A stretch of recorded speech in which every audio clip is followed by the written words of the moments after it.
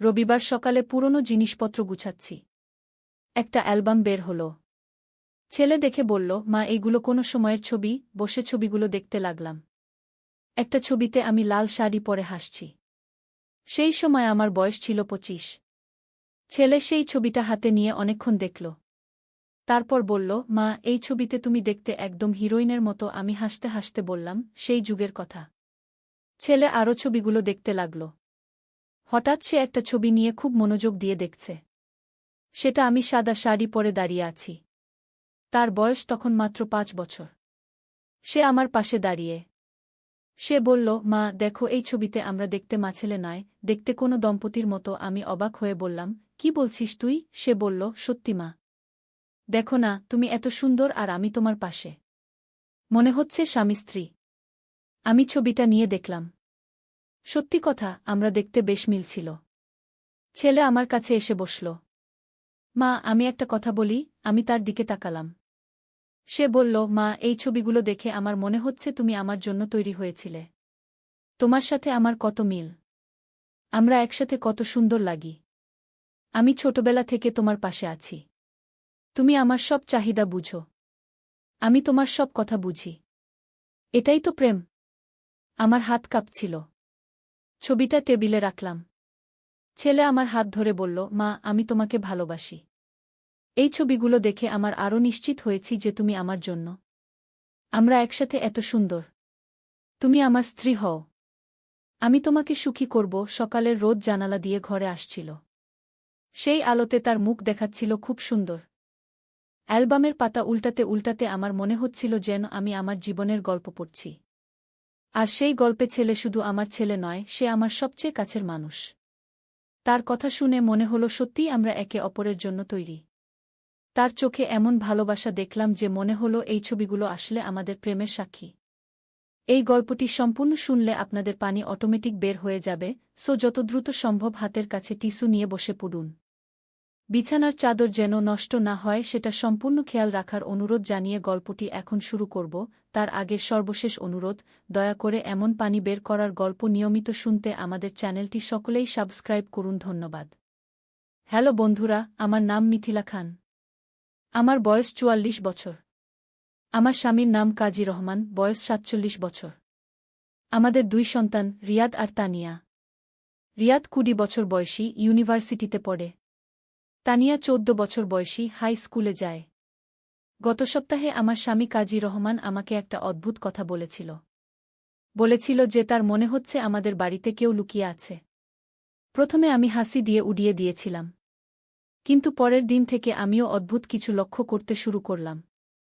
রাতে ঘুমানোর আগে আমি সব আলো নিভিয়ে রাখি। কিন্তু সকালে উঠে দেখি রান্নাঘরের আলো জ্বলে আছে।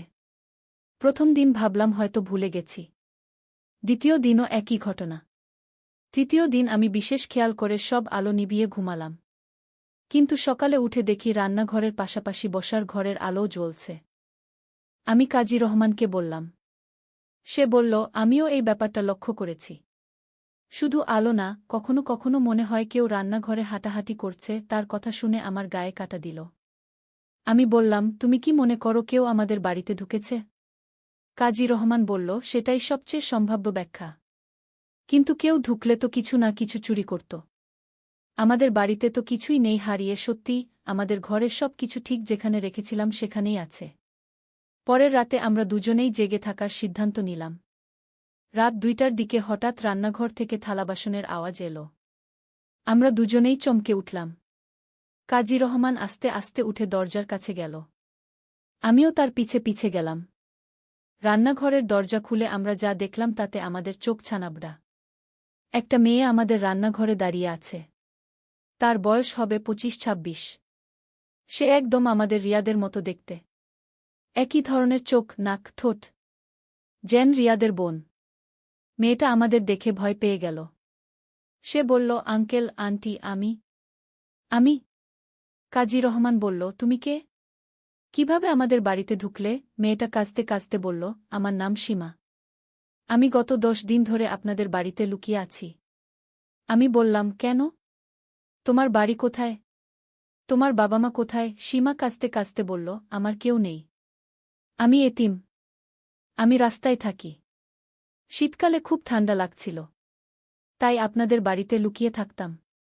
আমার মনে দয়া হল। কিন্তু কাজী রহমান সন্দেহের চোখে তাকিয়ে রইল।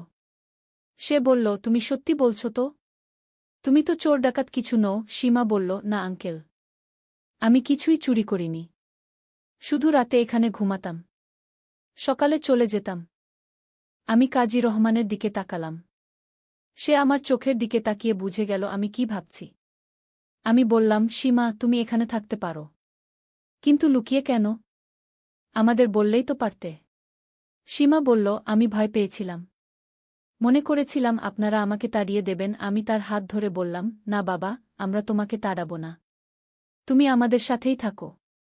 পরের দিন সকালে রিয়াদ আর তানিয়া সীমাকে দেখে অবাক হয়ে গেল। রিয়াদ বলল, মা, একে? আমি সব ঘটনা বললাম। তানিয়া বলল, দিদি, তুমি আমার বড় বোনের মতো। সীমা হাসল। কিন্তু রিয়াদের মুখে অন্য রকম ভাব। সে সীমার দিকে এমনভাবে তাকিয়ে রইল যেন তাকে আগে দেখেছে। আমি রিয়াদকে জিজ্ঞেস করলাম, কি হয়েছে? তুমি এমন করে তাকিয়ে আছো কেন? রিয়াদ বলল, মা, এই মেয়েটাকে আমি আগেও দেখেছি। সীমা চমকে উঠল। বলল, কোথায় দেখেছ? রিয়াদ বলল, আমার স্বপ্নে। গত কয়েক মাস ধরে আমি প্রায় স্বপ্নে তোমাকে দেখি। তুমি আমার সাথে কথা বলো, হাসো। এই কথা শুনে আমাদের সবার গায়ে কাটা দিল। সীমা বলল, আমিও তোমাকে স্বপ্নে দেখি। তুমি আমাকে বলো এই বাড়িতে আসতে। তাই আমি এখানে এসেছি। আমি আর কাজী রহমান দুজনেই হতবাক। একই রকম ব্যাপার? দুজনে দুজনকে স্বপ্নে দেখে? তানিয়া বলল, মা, এটা কি কোনো জাদুটো না? আমি বললাম, জানি না বাবা। কিন্তু যাই হোক, সীমা এখন আমাদের পরিবারের অংশ। দিন যেতে লাগল। সীমা আমাদের সাথে মিশে গেল। সে খুব ভালো রান্না জানে। আমার চেয়েও ভালো। তানিয়ার পড়াশোনায় সাহায্য করে। কিন্তু রিয়াদ আর সীমার মধ্যে একটা অদ্ভুত সম্পর্ক তৈরি হল। রিয়াদ সীমার সাথে ঘণ্টার পর ঘণ্টা কথা বলে। তারা দুজনে বারান্দায় বসে থাকে। কখনো হাসে, কখনো গম্ভীর হয়ে কথা বলে। আমি লক্ষ্য করলাম রিয়াদ সীমার দিকে এমনভাবে তাকায় যেমন একজন ছেলে তার প্রেমিকার দিকে তাকায়। একদিন আমি সীমাকে জিজ্ঞেস করলাম, সীমা, তোমার আর কোনো পরিবার নেই? সীমা বলল, না আন্টি। আমি ছোটবেলায় এতিম হয়ে গেছি। তারপর থেকে একা একা বেঁচে আছি। আমি বললাম, তোমার কি কোনো বয়ফ্রেন্ড আছে? সীমা লজ্জা পেল। বলল, না আন্টি। আমার কখনো কারো সাথে প্রেম হয়নি। আমি বললাম, রিয়াদকে তুমি কেমন লাগে? সীমা আরও লজ্জা পেল। বলল, ভাই তো আন্টি। আমি বললাম, ভাই? তুমি তো আমাদের পরিবারের কেউ নও। তুমি আমাদের মেয়ের মতো। কিন্তু রক্তের সম্পর্ক নেই। সীমা বলল, আন্টি, আমি রিয়াদকে খুব ভালোবাসি। কিন্তু আমি জানি না এটা ঠিক কি না। আমি তার হাত ধরে বললাম, প্রেম কখনো ভুল নয় বাবা। তুমি যদি রিয়াদকে ভালোবাসো আর রিয়াদ যদি তোমাকে ভালোবাসে, তাহলে সেটাই যথেষ্ট। সীমার চোখে জল এলো। বলল, আন্টি, আপনি কি আমাকে আপনার পুত্রবধূ হিসেবে মেনে নেবেন? আমি তাকে জড়িয়ে ধরলাম। বললাম, অবশ্যই বাবা। তুমি তো আমার মেয়ের মতো। সেদিন রাতে আমি কাজী রহমানকে সব বললাম। সে বলল, আমিও লক্ষ্য করেছি। রিয়াদ আর সীমার মধ্যে ভালোবাসা হয়েছে। কিন্তু একটা ব্যাপার আমার কাছে অদ্ভুত লাগছে। আমি বললাম, কি? কাজী রহমান বলল, সীমাকে দেখতে একদম আমাদের পরিবারের মতো। যেন সে আমাদের মেয়ে। পরের দিন আমি সীমার জন্মের কাগজপত্র খোঁজার সিদ্ধান্ত নিলাম। সীমা বলল যে সে কোনো কাগজপত্র নেই। কিন্তু সে জানে তার জন্ম হয়েছিল ঢাকার একটা হাসপাতালে। আমি আর কাজী রহমান সেই হাসপাতালে গেলাম। হাসপাতালের রেকর্ড ঘেঁটে আমরা সীমার জন্মের তথ্য পেলাম। কিন্তু যে তথ্য পেলাম তাতে আমাদের মাথা ঘুরে গেল। সীমার মায়ের নাম মীরা খান। আমার বোনের নাম। যে বোন 20 বছর আগে মারা গিয়েছিল। আমি হাসপাতালের ডাক্তারকে জিজ্ঞেস করলাম, এই মীরা খানের কি হয়েছিল? ডাক্তার বলল, সন্তান জন্মের পর পরই মারা গিয়েছিল। আর বাচ্চাটাকে এতিমখানায় পাঠিয়ে দেওয়া হয়েছিল। আমার মাথায় বাজ পড়ল।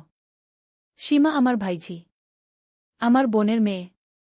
আমি এতদিন জানতামই না যে মীরার একটা মেয়ে আছে। মীরা মারা যাওয়ার পর আমাদের পরিবারের সাথে তার স্বামীর সম্পর্ক খারাপ হয়ে গিয়েছিল। আমরা কেউই জানতাম না যে একটা বাচ্চা রয়ে গেছে। বাড়ি ফিরে আমি সীমাকে সব বললাম। সীমা কাঁদতে শুরু করল। বলল, মানে আমার একটা পরিবার আছে? আমি একা নই। আমি তাকে জড়িয়ে ধরে বললাম, না বাবা, তুমি একা নও। তুমি আমার ভাইঝি। আমার রক্তের সম্পর্কের মেয়ে। কিন্তু এখন একটা নতুন সমস্যা দেখা দিল। সীমা যদি আমার ভাইঝি হয় তাহলে সে রিয়াদের কাজিন বোন। তাদের মধ্যে প্রেম কি ঠিক হবে? আমি আর কাজী রহমান এই নিয়ে অনেক চিন্তা করলাম। কাজী রহমান বলল, কাজিনদের মধ্যে বিয়ে অনেক সমাজেই স্বীকৃত। আর তারা তো জানতই না যে আত্মীয়। তাদের ভালোবাসা খাঁটি। আমিও এই কথায় সায় দিলাম। আমরা রিয়াদকে সব বললাম। রিয়াদ প্রথমে অবাক হল। তারপর বলল, মা, তাহলে সীমা আপা আমার বোন? আমি বললাম, হ্যাঁ, কিন্তু তোমরা দুজনে যদি একে অপরকে ভালোবাসো তাহলে বিয়ে করতে পারো। রিয়াদ খুশি হয়ে গেল। সে বলল, মা, আমি সীমা আপাকে খুব ভালোবাসি। আমি তাকে বিয়ে করতে চাই। সীমাও একই কথা বলল। আমরা তাদের বিয়ের আয়োজন করলাম। ছোট করে, শুধু পরিবারের সদস্যরা। তানিয়া খুব খুশি হল। সে বলল, আমার একটা দিদি আর একটা ভাবি দুটোই পেলাম। বিয়ের দিন খুব সুন্দর হল। সীমা খুব সুন্দর লাগছিল। রিয়াদও খুব খুশি। কিন্তু সবচেয়ে বড় কথা, তারা দুজনেই খুব খুশি। বিয়ের পর সীমা আর রিয়াদ আলাদা একটা ফ্ল্যাটে চলে গেল। কিন্তু প্রায়ই আমাদের বাড়িতে আসে। সীমা এখন আমাদের পরিবারের একটা অবিচ্ছেদ্য অংশ। আর আমি পেয়েছি একটা মেয়ে যাকে আমি এতদিন হারিয়ে ভেবেছি। একদিন সীমা আমাকে বলল, মাম্মা, এখন সে আমাকে মাম্মা বলে ডাকে। আমার মনে হয় আম্মা আমাকে স্বপনে পথ দেখিয়ে এই বাড়িতে পাঠিয়েছে। আমি বললাম, হ্যাঁ বাবা, তোমার আম্মা চায় তুমি সুখী হও। কিছুদিন পর সীমা আমাকে বলল যে সে গর্ভবতী। আমাদের সবার খুশির আর সীমা নেই। আমি দাদিমা হব। তানিয়া ফুপি হবে। কাজী রহমান দাদা হবে। 9 মাস পর সীমার একটা ছেলে হল। তার নাম রাখা হল আয়ান। আয়ানকে দেখতে একদম রিয়াদের ছোটবেলার মতো। আমার মনে হল যেন আমার রিয়াদ ছোট হয়ে ফিরে এসেছে। আজ আয়ানের বয়স 3 বছর। সে খুব সুন্দর, খুব বুদ্ধিমান। সীমা আর রিয়াদ খুব সুখে আছে। তানিয়া এখন কলেজে পড়ে। সেও একটা ছেলেকে পছন্দ করে। আমরা তার বিয়ের কথাও ভাবছি। কাজী রহমান মাঝে মাঝে বলে, জীবনটা কত অদ্ভুত। একটা মেয়ে এতিম হয়ে রাস্তায় থাকত। আর আজ সে আমাদের পরিবারের সবচেয়ে গুরুত্বপূর্ণ সদস্য। আমিও মাঝে মাঝে ভাবি, যদি সেদিন সীমাকে তাড়িয়ে দিতাম তাহলে আমরা এত সুখ পেতাম না। এখন প্রায় মনে হয় যে ভাগ্য আমাদের সবাইকে একসাথে এনেছে। সীমা যখন প্রথম আমাদের বাড়িতে এসেছিল, আমি কখনো ভাবিনি যে সে একদিন আমার পুত্রবধূ হবে, আমার নাতির মা হবে। কিন্তু জীবনে আরও অনেক রহস্য বাকি ছিল। গত মাসে আমি আমার পুরনো একটা ট্রাঙ্ক খুলেছিলাম। সেখানে আমার বোন মীরার কিছু জিনিসপত্র পেলাম। তার মধ্যে একটা ডায়েরি ছিল। সেই ডায়েরিতে মীরা লিখেছিল যে তার একটা মেয়ে হবে। আর সে চায় তার মেয়ে যেন আমাদের পরিবারের সাথে থাকে। মীরা তার ডায়েরিতে আরও লিখেছিল যে তার মেয়ে হবে খুব সুন্দর, খুব গুণবতী। আর তার মেয়ে আমার ছেলেকে বিয়ে করবে। এই কথা পড়ে আমার গায়ে কাটা দিল। মীরা কিভাবে জানল যে তার মেয়ে আমার ছেলেকে বিয়ে করবে? আমি সীমাকে এই ডায়েরি দেখালাম। সীমা পরে কাঁদতে শুরু করল। বলল, মাম্মা, আম্মা সব জানত। আম্মা আমার জন্য সব ঠিক করে গেছে। আমিও কাঁদলাম। আমার বোন এত দূরদর্শী ছিল। রিয়াদ ডায়েরিটা পড়ে বলল, মা, মনে হচ্ছে খালাম্মা আমাদের ভবিষ্যৎ দেখতে পেত। আমি বললাম, হ্যাঁ বাবা, তোমার খালাম্মার অনেক অদ্ভুত ক্ষমতা ছিল। এই ঘটনার পর আমাদের পরিবারে আরও একটা রহস্যজনক ঘটনা ঘটল। তানিয়া একদিন স্কুল থেকে ফিরে বলল যে তার ক্লাসে একটা নতুন মেয়ে এসেছে। তার নাম রিমা। রিমা দেখতে একদম আমার মতো। তানিয়া বলল, মা, রিমা দিদিকে দেখে মনে হচ্ছে তুমি ছোট হয়ে গেছ। আমি কৌতূহলী হয়ে তানিয়াকে বললাম রিমাকে একদিন বাড়িতে নিয়ে আসতে। তানিয়া পরের দিন রিমাকে নিয়ে এলো। রিমাকে দেখে আমি অবাক হয়ে গেলাম। সত্যিই সে দেখতে একদম আমার মতো। যেন আমার আরেকটা মেয়ে। রিমার সাথে কথা বলে জানলাম যে তার বাবা মায়ের নাম কমল দাস আর গীতা দাস। কমল দাস নামটা শুনে আমার মাথায় কিছু একটা খেলে গেল। আমার মনে পড়ল আমাদের স্কুলে কমল দাস নামে একটা ছেলে ছিল। সে আমাকে প্রেম করত। কিন্তু আমি তাকে প্রত্যাখ্যান করেছিলাম। আমি রিমাকে জিজ্ঞেস করলাম, তোমার বাবা কি আমাকে চেনে? রিমা বলল, হ্যাঁ আন্টি। বাবা বলে আপনাকে স্কুলে দেখেছে। আপনি নাকি খুব সুন্দর ছিলেন। আমি বুঝে গেলাম যে রিমার বাবা সেই কমল দাস। আমি রিমার মায়ের কথা জিজ্ঞেস করলাম।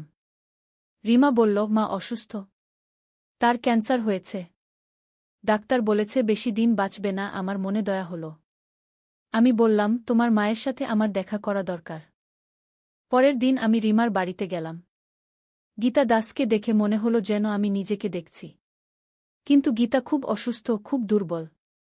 কমল দাস আমাকে দেখে অবাক হয়ে গেল।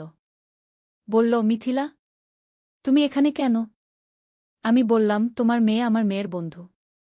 আমি তোমার স্ত্রীকে দেখতে এসেছি। গীতা আমার হাত ধরে বলল, আমি জানি আমার বেশি দিন নেই।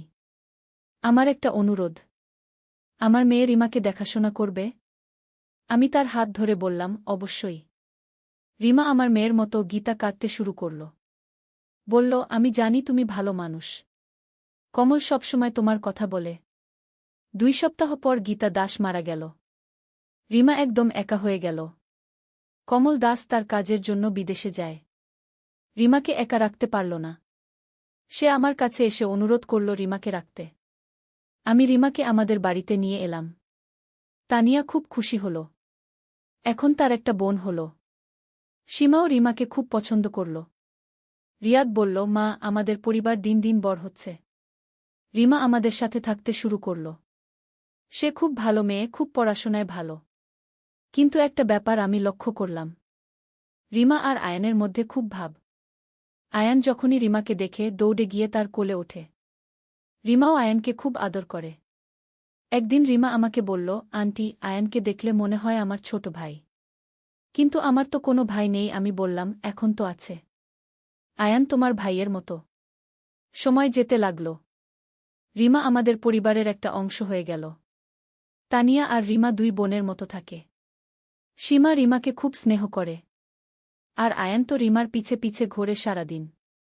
কিন্তু একদিন আরেকটা অদ্ভুত ঘটনা ঘটল। রিমার বাবা কমল দাস বিদেশ থেকে ফিরে এল। সে আমার কাছে এসে বলল, মিথিলা, আমি তোমাকে বিয়ে করতে চাই।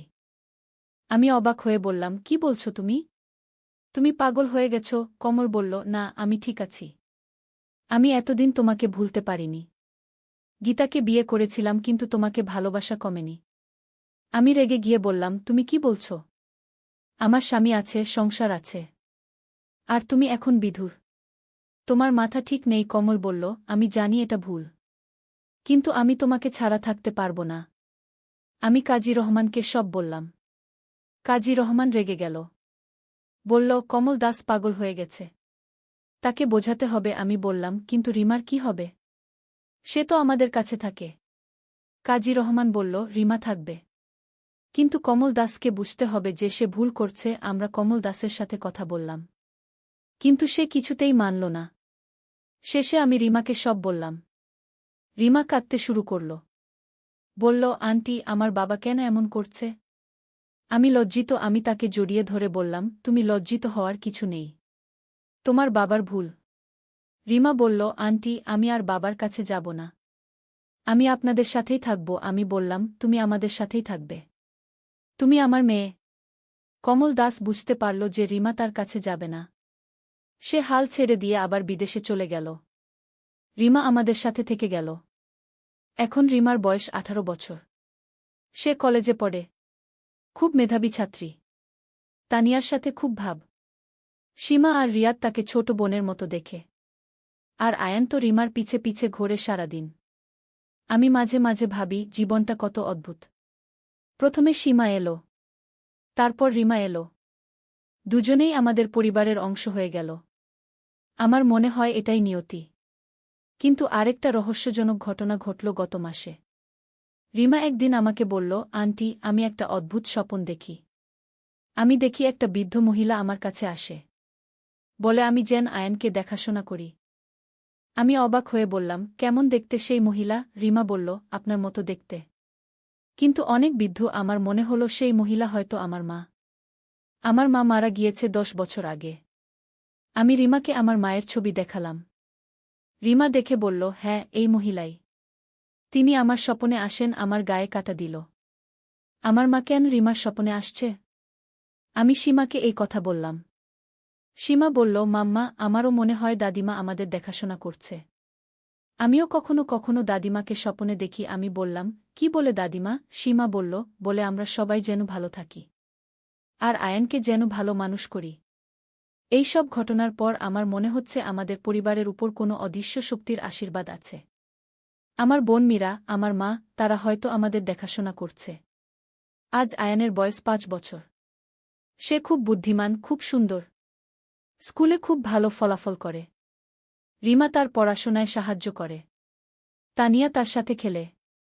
আমরা সবাই তাকে খুব আদর করি। কিন্তু একটা ব্যাপার আমি লক্ষ্য করি। আয়ান রিমাকে দেখলে বলে, মাম্মি, রিমা ফুপি কি আমার বউ হবে? আমি হেসে বলি, না বাবা, রিমা ফুপি তোমার ফুপি। কিন্তু আয়ান বলে, আমি বড় হলে রিমা ফুপিকে বিয়ে করব। রিমাও আয়ানের এই কথা শুনে লজ্জা পায়। কিন্তু সে আয়ানকে খুব স্নেহ করে। আমার মনে হয় আয়ান আর রিমার মধ্যে একটা বিশেষ বন্ধন আছে। আমি মাঝে মাঝে ভাবি, ভবিষ্যতে কি হবে? আয়ান বড় হলে সত্যিই কি রিমাকে বিয়ে করবে? রিমা কি আয়ানের জন্য অপেক্ষা করবে? এই সব প্রশ্নের উত্তর কেবল সময় দিতে পারবে। কিন্তু এখনও পর্যন্ত আমাদের পরিবার খুব সুখে আছে। কাজী রহমান এখনও সুস্থ। আমিও ভালো আছি। সীমা আর রিয়াদ খুব সুখী। তানিয়া কলেজে ভালো ফলাফল করছে। রিমা আমাদের সবার প্রিয়। আর আয়ান আমাদের সবার চোখের মণি।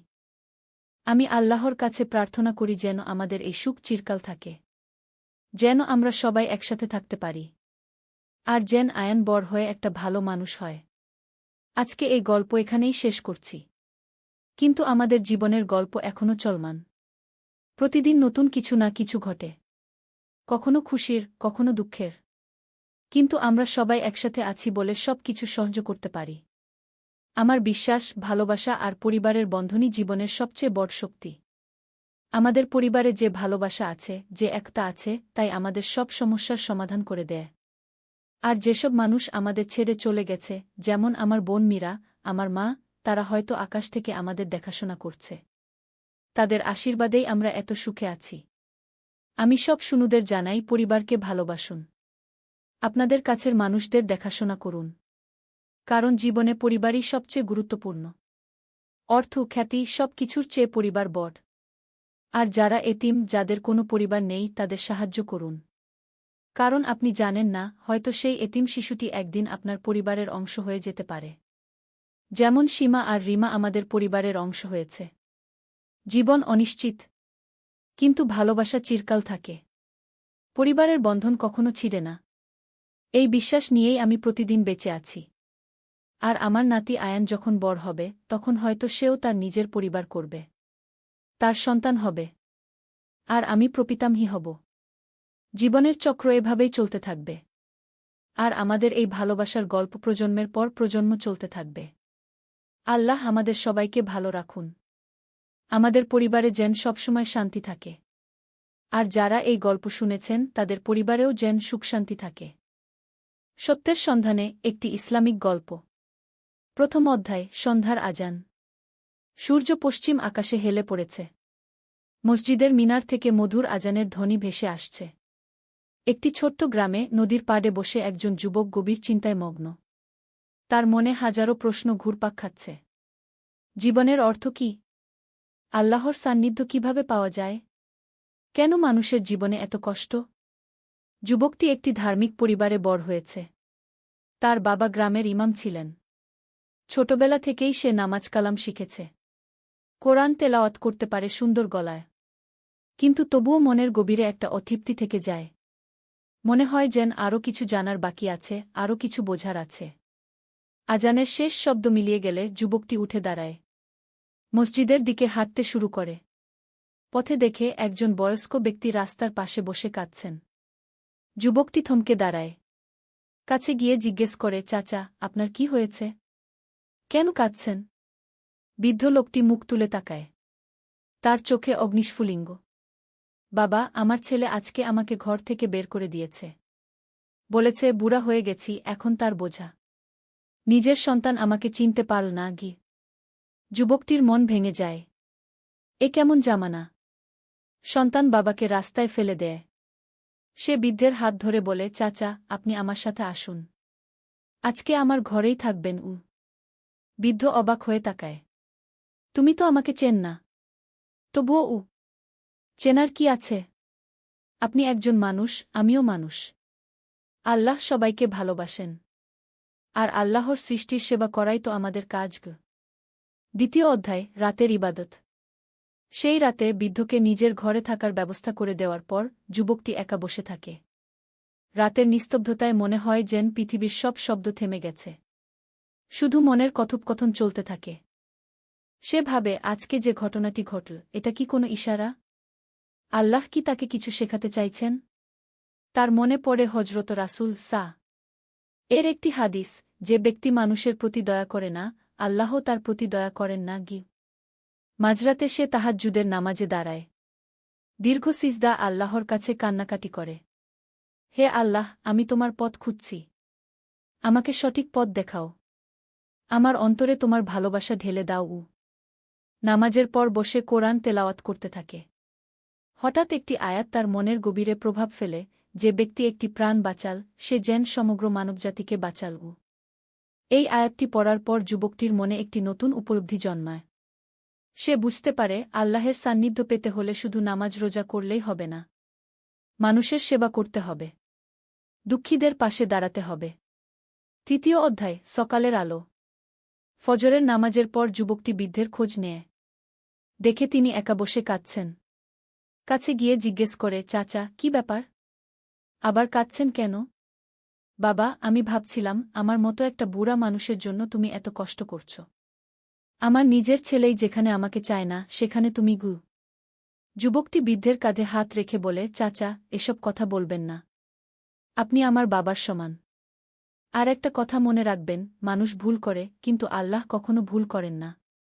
তিনি আপনাকে আমার কাছে পাঠিয়েছেন, এটাও একটা হেকমত।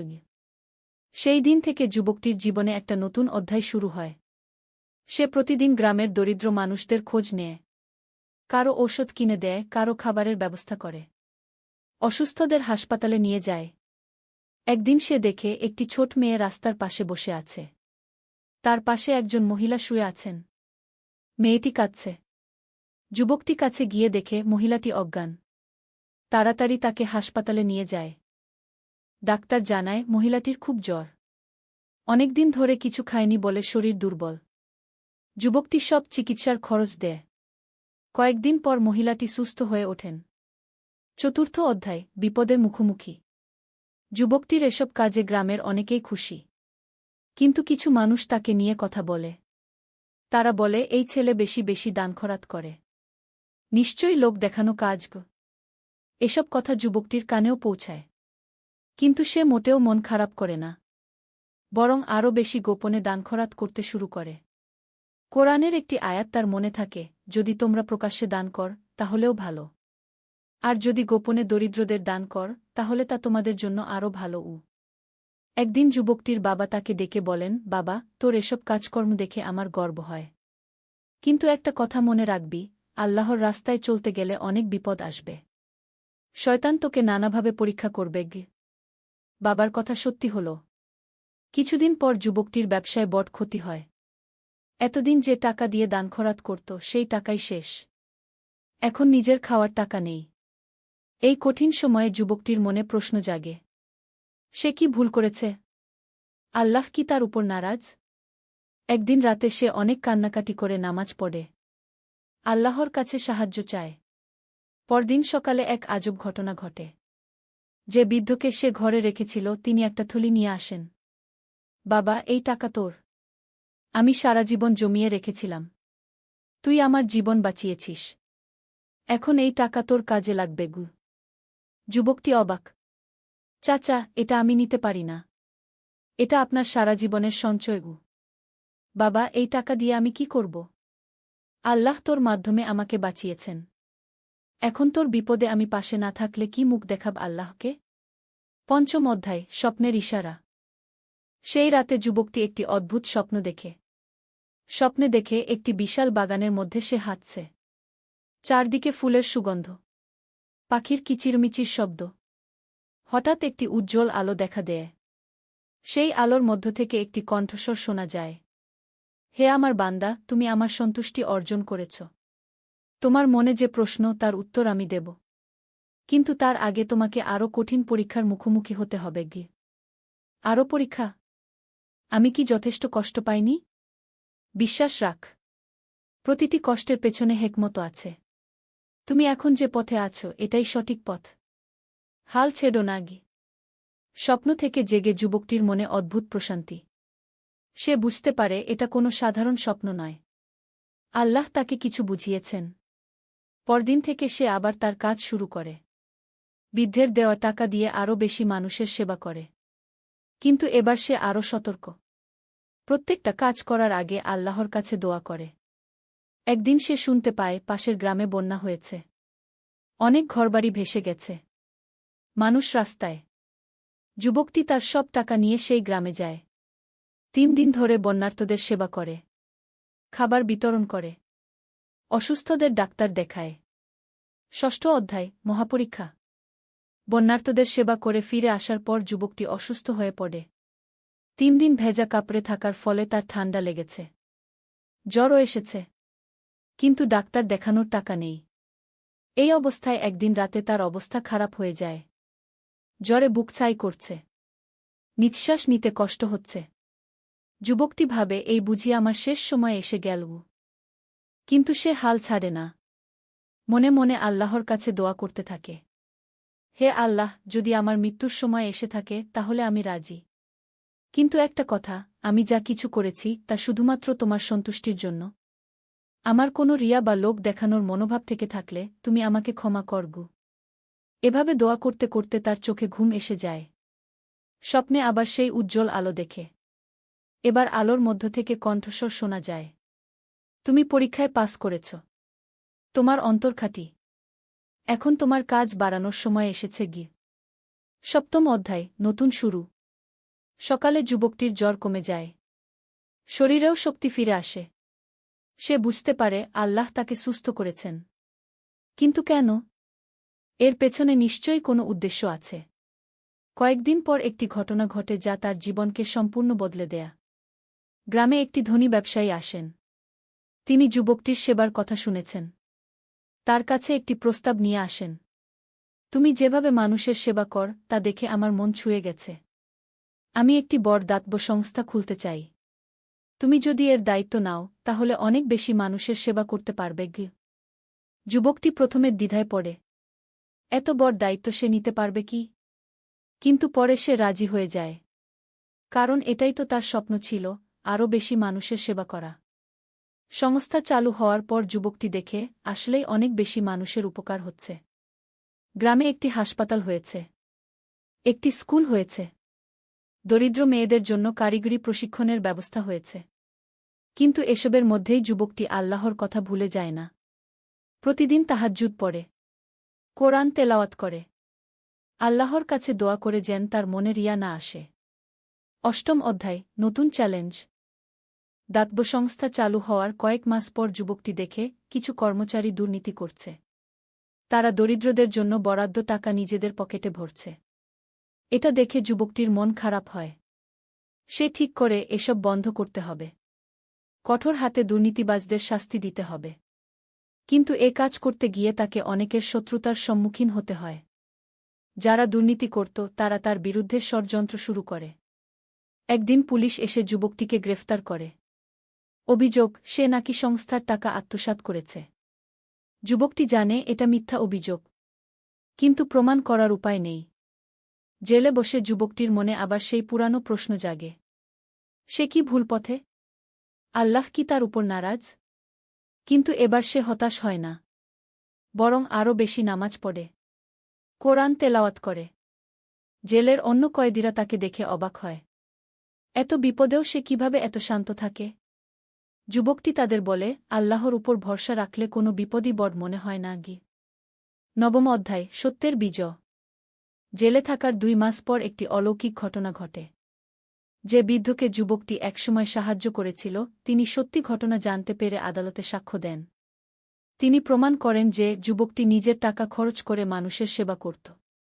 তাকে মিথ্যা মামলায় ফাঁসানো হয়েছে। আদালত যুবকটিকে নির্দোষ বলে রায় দেয়া। তাকে মুক্তি দেওয়া হয়। কিন্তু এত কিছুর পরও যুবকটি যারা তার বিরুদ্ধে ষড়যন্ত্র করেছিল তাদের প্রতি কোনো রাগ রাখে না। বরং তাদের ক্ষমা করে দেয়। মুক্তি পাওয়ার পর যুবকটি আবার তার কাজে ফিরে যায়। কিন্তু এবার সে আরও সাবধান। সৎ লোকদের সাথে নিয়ে কাজ করে। দুর্নীতির বিরুদ্ধে কঠোর ব্যবস্থা নেয়া। কিছুদিনের মধ্যেই দাতব্য সংস্থা আগের চেয়েও ভালো কাজ করতে শুরু করে। আরও বেশি মানুষের উপকার হয়। গ্রামের চেহারাই বদলে যায়। দরিদ্রতা কমে আসে। শিক্ষার হার বাড়ে। 10ম অধ্যায়, জীবনের উপলব্ধি। এভাবে কয়েক বছর চলার পর যুবকটি একদিন বসে ভাবে, জীবনে তার কত পরিবর্তন হয়েছে। ছোটবেলায় যে প্রশ্নগুলো তার মনে ছিল সেগুলোর উত্তর এখন সে পেয়ে গেছে। জীবনের অর্থ কি? সেবা করা, মানুষের উপকার করা, আল্লাহর সৃষ্টির প্রতি ভালোবাসা দেখানো। আল্লাহর সান্নিধ্য কিভাবে পাওয়া যায়? শুধু নামাজ কালাম নয়, মানুষের কাজেও আসতে হয়। দুঃখীদের দুঃখ দূর করতে হয়। কেন মানুষের জীবনে কষ্ট আসে? এটা পরীক্ষা। আল্লাহ দেখেন কে তার বিপদে ধৈর্য ধরে, কে তাকে ভুলে যায় না। যুবকটি এখন আর আগের মতো নয়।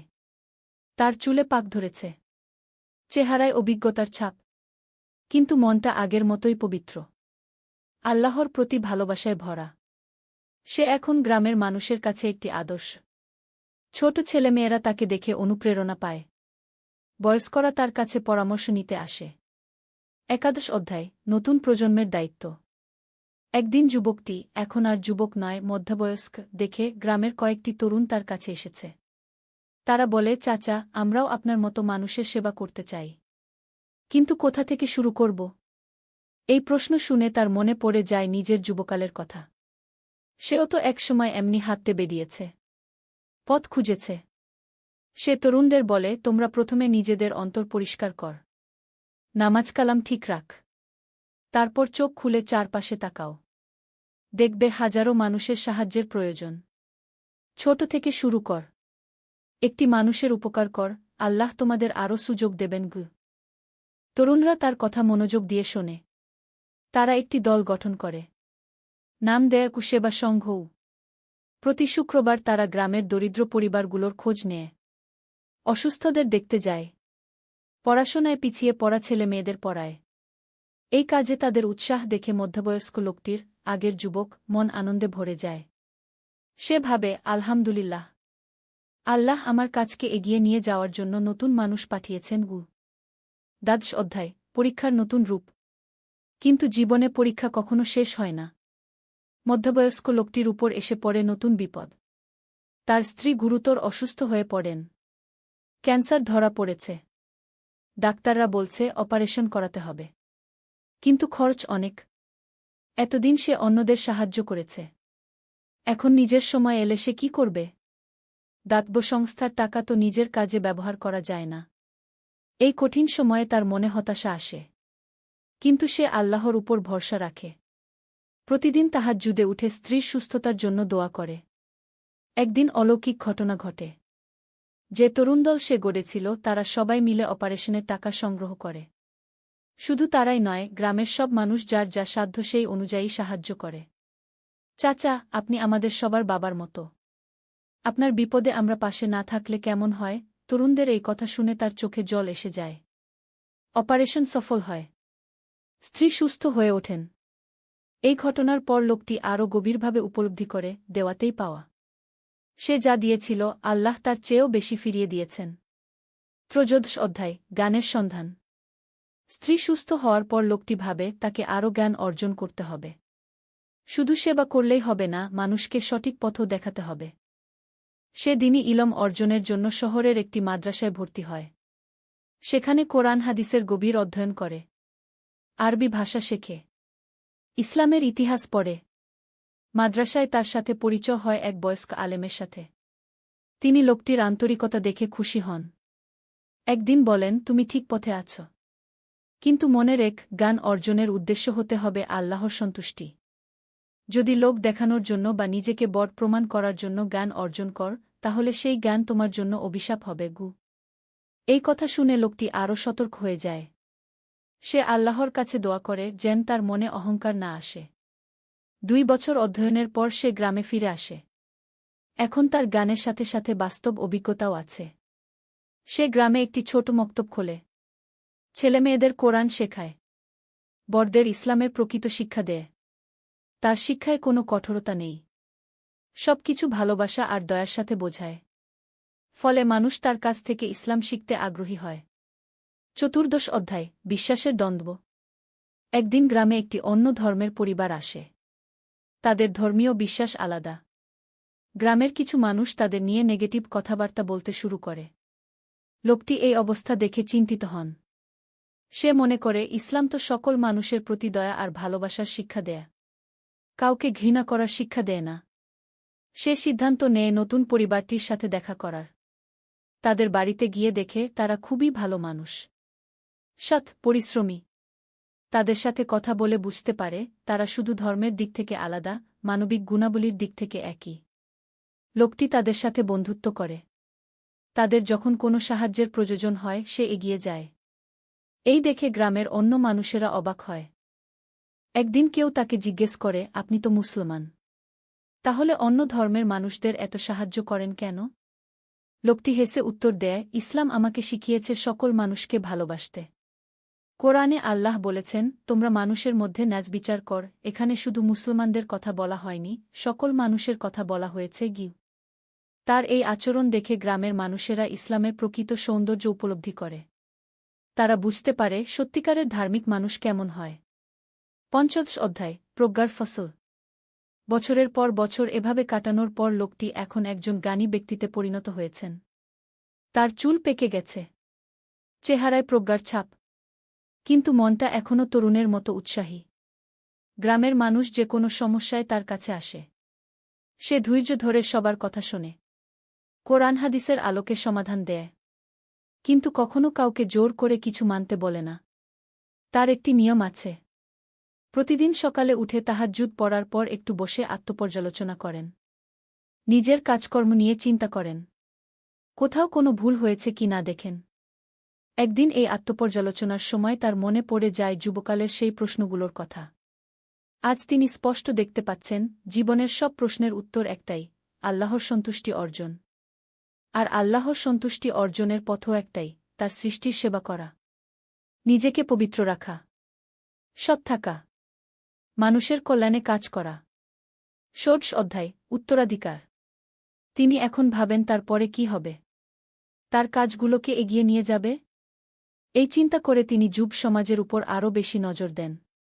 যে তরুণ দল তিনি গড়েছিলেন তারা এখন পরিণত হয়েছে। তাদের কেউ ডাক্তার হয়েছে, কেউ ইঞ্জিনিয়ার, কেউ শিক্ষক। কিন্তু সবাই তাদের নিজ নিজ ক্ষেত্রে সৎ থেকে মানুষের সেবা করছে।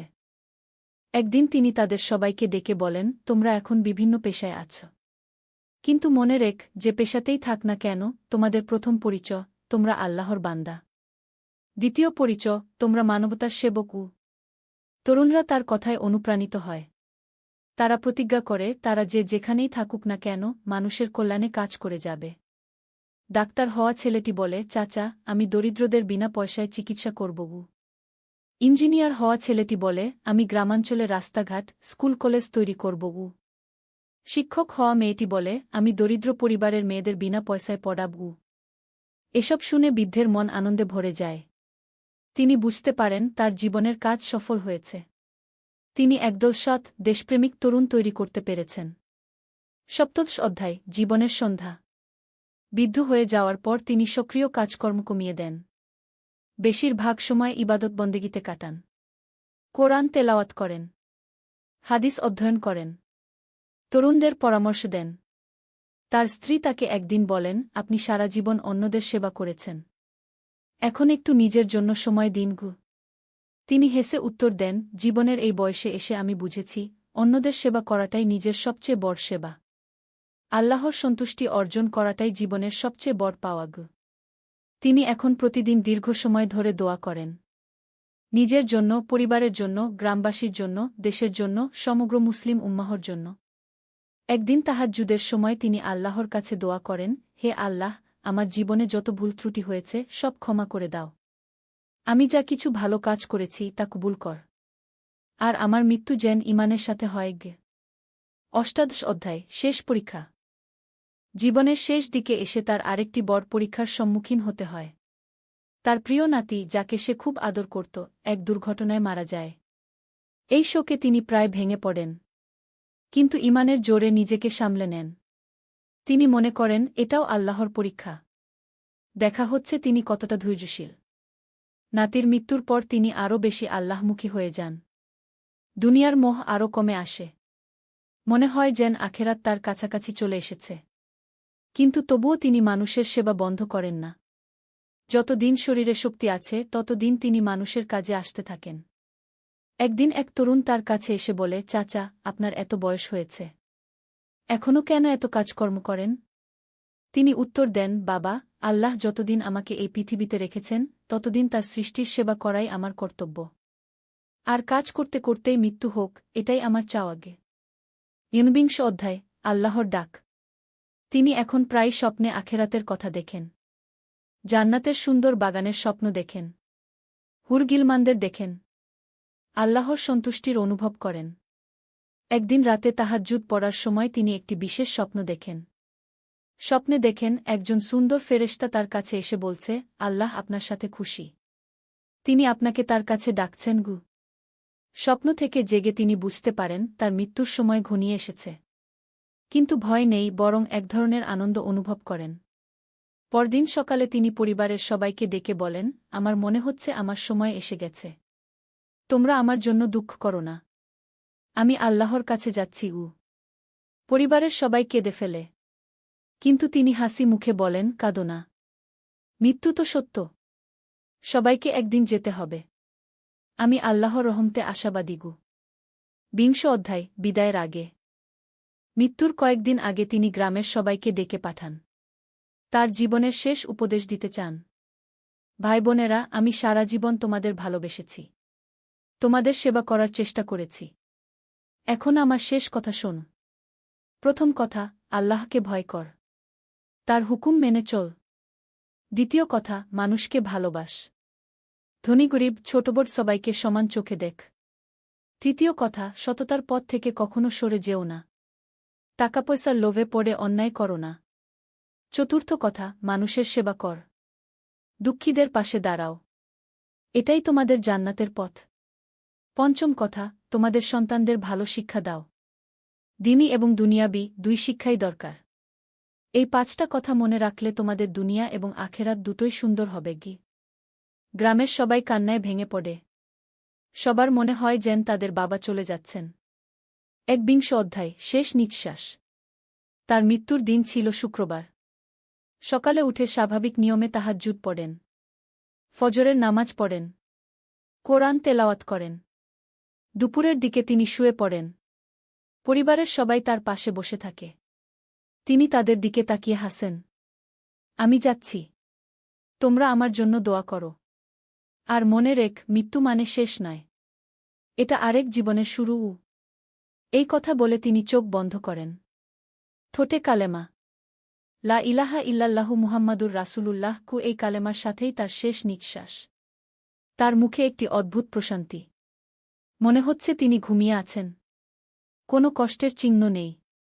২২তম অধ্যায়, চিরবিদায়। তার মৃত্যুর খবর চারদিকে ছড়িয়ে পড়ে। গ্রামের মানুষ তো বটেই, পাশের গ্রাম থেকেও মানুষ এসে জড়ো হয়। সবার চোখে পানি। জানাজার নামাজে হাজার হাজার মানুষ অংশ নেয়। এত মানুষ যে মসজিদে ধরে না। রাস্তায় দাঁড়িয়ে নামাজ পড়তে হয়। জানাজার নামাজে ইমাম সাহেব বলেন, এই মানুষটি আমাদের জন্য একটি আদর্শ রেখে গেছেন।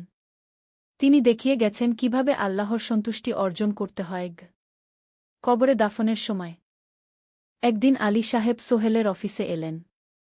সোহেল তাকে দেখে অবাক হয়ে গেল। স্যার, আপনি এখানে? হ্যাঁ সোহেল, তোমার অফিস একবার দেখতে চাইলাম। খুব সুন্দর হয়েছে। আলী সাহেব পুরো অফিস ঘুরে দেখলেন। কর্মচারীদের সাথে কথা বললেন। তারপর সোহেলের রুমে এসে বসলেন। সোহেল, তুমি অনেক দূর এসেছ। মনে আছে ৭ বছর আগে তুমি যখন আমার অফিসে প্রথম এসেছিলে চা বানানোর কাজ করতে? হ্যাঁ স্যার, সব মনে আছে। আমি গর্বিত যে আমি তোমাকে একটা সুযোগ দিয়েছিলাম, আর তুমি সেই সুযোগকে কাজে লাগিয়েছ। জানো সফলতার মূল সূত্র কি? কি স্যার? কঠোর পরিশ্রম, সততা আর হাল না ছাড়া। তোমার মধ্যে এই ৩টা গুণই আছে। সোহেল চোখে জল নিয়ে বলল, আপনি না থাকলে আজ আমি এখানে পৌঁছাতে পারতাম না স্যার। না সোহেল, আমি শুধু একটা দরজা খুলে দিয়েছিলাম। ভেতরে ঢুকে পথ তৈরি করেছ তুমি নিজে। আলী সাহেব চলে যাওয়ার আগে বললেন, আমার একটা বড় প্রজেক্ট আছে। একটা 20 ফ্লোর বিজনেস টাওয়ার। আমি চাই তুমি এই প্রজেক্টে আমার সাথে পার্টনার হও। 50-50। রাজি? সোহেল অবাক হয়ে গেল। এত বড় প্রজেক্ট?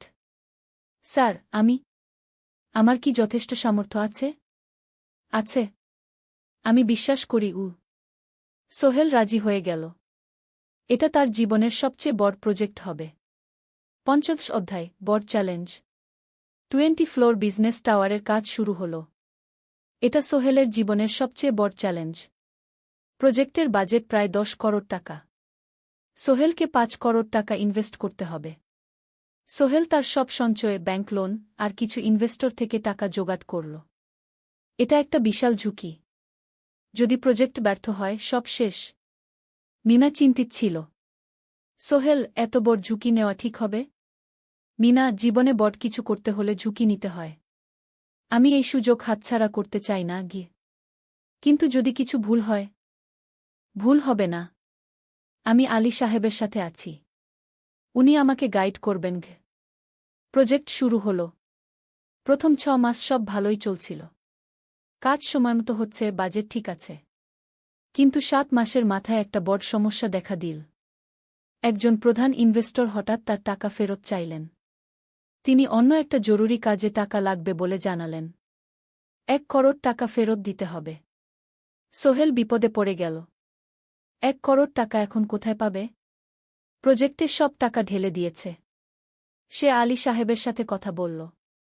আলী সাহেব বললেন, চিন্তা করো না, আমি ব্যবস্থা করছি।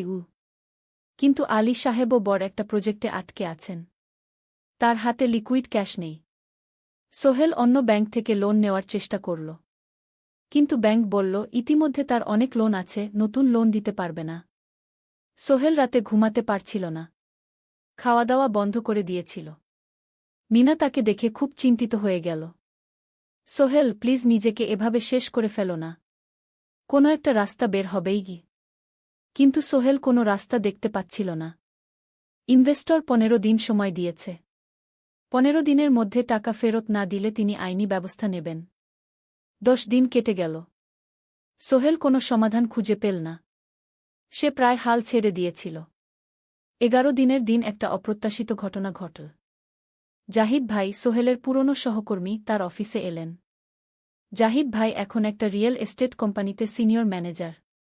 সোহেল, আমি তোমার সমস্যার কথা শুনেছি। হ্যাঁ ভাই, আমি বিপদে পড়েছি। আমি তোমাকে সাহায্য করতে চাই। আমার কিছু সঞ্চয় আছে। 5 লাখ টাকা। তুমি নাও। সোহেল চোখে জল নিয়ে বলল, ভাই, আমি কিছু বলার দরকার নেই। তুমি আমাকে অনেক কিছু শিখিয়েছ। তোমার কাছ থেকে পরিশ্রম আর সততা শিখেছি। এখন আমার পালা তোমাকে সাহায্য করার। জাহিদ ভাই চলে যাওয়ার পর আরও 2 জন এলো। একজন সোহেলের পুরনো ক্লায়েন্ট, আরেকজন তার কর্মচারী। 2 জন মিলে আরও 8 লাখ টাকা দিল। করিম মামা 20 লাখ টাকা ব্যবস্থা করলেন। তার কিছু বন্ধুদের কাছ থেকে ধার করে। মিনা তার সব গয়না বিক্রি করে 10 লাখ টাকা দিল। সবাই মিলে প্রায় 45 লাখ টাকা জোগাড় হল। বাকি 65 লাখ টাকা সোহেল তার অফিসের সব অ্যাসেট বিক্রি করে আর একটা প্রাইভেট ফিন্যান্স কোম্পানি থেকে উচ্চ সুদে লোন নিয়ে ব্যবস্থা করল। ঠিক 14 দিনের দিন সোহেল ইনভেস্টরকে 1 করোড় টাকা ফেরত দিল। ইনভেস্টর টাকা নিয়ে চলে গেলেন। সোহেল তার অফিসে ফিরে এসে চেয়ারে বসে কাঁদল। এত চাপ, এত টেনশন, সব যেন একসাথে বের হয়ে এলো। মিনা এসে তাকে জড়িয়ে ধরল। আমরা পেরেছি সোহেল, আমরা পেরেছি। 16 অধ্যায়, পুনরুদ্ধার। এই ঘটনার পর সোহেল আরও সাবধান হয়ে গেল। সে বুঝল, ব্যবসায় শুধু সাহস নয়, বুদ্ধিও লাগে। ঝুঁকি নিতে হয়, কিন্তু হিসাব করে। প্রজেক্ট চলতে থাকল। এবার সোহেল আরও সতর্কতার সাথে সবকিছু পরিচালনা করল। প্রতিটা খরচ হিসাব করল, প্রতিটা সিদ্ধান্ত ভেবেচিন্তে নিল।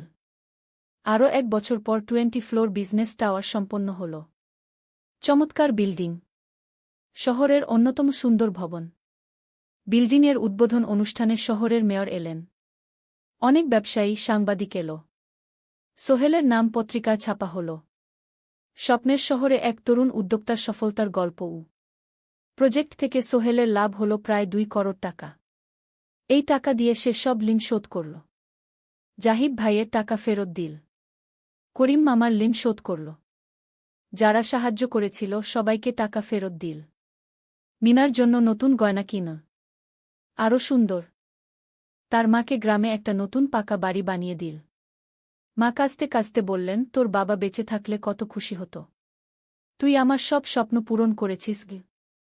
সোহেল নিজেদের জন্য একটা ফ্ল্যাট কিন। 4 রুমের ফ্ল্যাট, সমুদ্রের কাছে। এখন আর ভাড়া বাড়িতে থাকতে হয় না। সপ্তদশ অধ্যায়, প্রতিদান। সোহেল এখন একজন প্রতিষ্ঠিত উদ্যোক্তা। কিন্তু সে তার শেখ ভোলেনি। যে গ্রাম থেকে সে এসেছে, যারা তাকে সাহায্য করেছে, কাউকেই ভোলেনি। সে তার গ্রামে একটা স্কুল বানিয়ে দিল। সোহেল ফাউন্ডেশন স্কুল কো গরিব ছেলেমেয়েরা ফ্রিতে পড়তে পারবে। ভালো শিক্ষক নিযোগ দিল। ভালো পড়াশোনার ব্যবস্থা করল। শহরে একটা ফ্রি মেডিকেল ক্লিনিক খুল। গরিব মানুষরা ফ্রিতে চিকিৎসা পাবে। প্রতি বছর 10 জন মেধাবী কিন্তু গরিব ছাত্রছাত্রীকে স্কলারশিপ দেওয়া শুরু করল। তারা বিনামূল্যে পড়াশোনা করতে পারবে। একদিন একটা টিভি চ্যানেল সোহেলের ইন্টারভিউ নিতে এলো। আপনার সফলতার গোপন সূত্র কি? সোহেল একটু ভেবে বলল, কঠোর পরিশ্রম, সততা আর হাল না ছাড়া। এই 3টা জিনিস যদি কারো মধ্যে থাকে, সে যে কোনো কিছু অর্জন করতে পারে। আর সবচেয়ে বড় কথা, যারা আমাকে সাহায্য করেছে তাদের ছাড়া আমি কিছুই না। একা কেউ সফল হতে পারে না গি। আপনার পরবর্তী স্বপ্ন কি? আমি চাই আরও মানুষকে সাহায্য করতে। আমার মতো যারা গ্রাম থেকে শহরে আসে তাদের জন্য একটা ট্রেনিং সেন্টার খুলব। তারা সেখানে বিভিন্ন স্কিল শিখতে পারবে, চাকরি পাবে, নিজের পায়ে দাঁড়াতে পারবে। অষ্টাদশ অধ্যায়, নতুন প্রজন্ম। আরও 5 বছর কেটে গেল। সোহেল এখন 45 বছরের। তার মেয়ে সারা এখন 9 বছরের। স্কুলে ক্লাস 4-এ পড়ে। খুব মেধাবী মেয়ে। একদিন সারা বাবাকে জিজ্ঞেস করল, বাবা, তুমি কিভাবে এত বড় হলে? আমার বন্ধুরা বলে তুমি একজন সফল মানুষ গো। সোহেল তাকে কোলে নিয়ে বসল। বাবা, তুমি জানো তোমার দাদু ছিলেন একজন স্কুল শিক্ষক। খুব সৎ মানুষ। কিন্তু আমরা গরিব ছিলাম। আমি রিকশা চালাতাম গো। রিকশা? সত্যি? হ্যাঁ। তারপর আমি এই শহরে এলাম। অনেক কষ্ট করেছি। কিন্তু হাল ছাড়িনি। মানুষ আমাকে সাহায্য করেছে। আর আমি কঠোর পরিশ্রম করেছি। বাবা, আমিও কি তোমার মতো হতে পারব? অবশ্যই পারবে বাবা। তবে মনে রেখো, সফলতা মানে শুধু টাকা পয়সা না। সফলতা মানে ভালো মানুষ হওয়া, অন্যদের সাহায্য করা, সৎ থাকা। সারা মাথা নাডল। আমি ভালো মানুষ হব বাবাবু। সোহেল তার মেয়েকে জড়িয়ে ধরল। মনে মনে ভাবল, তার জীবনের সব কষ্ট সার্থক হয়েছে। মিনা রান্নাঘর থেকে ডাকল, খাবার তৈরি। এসো।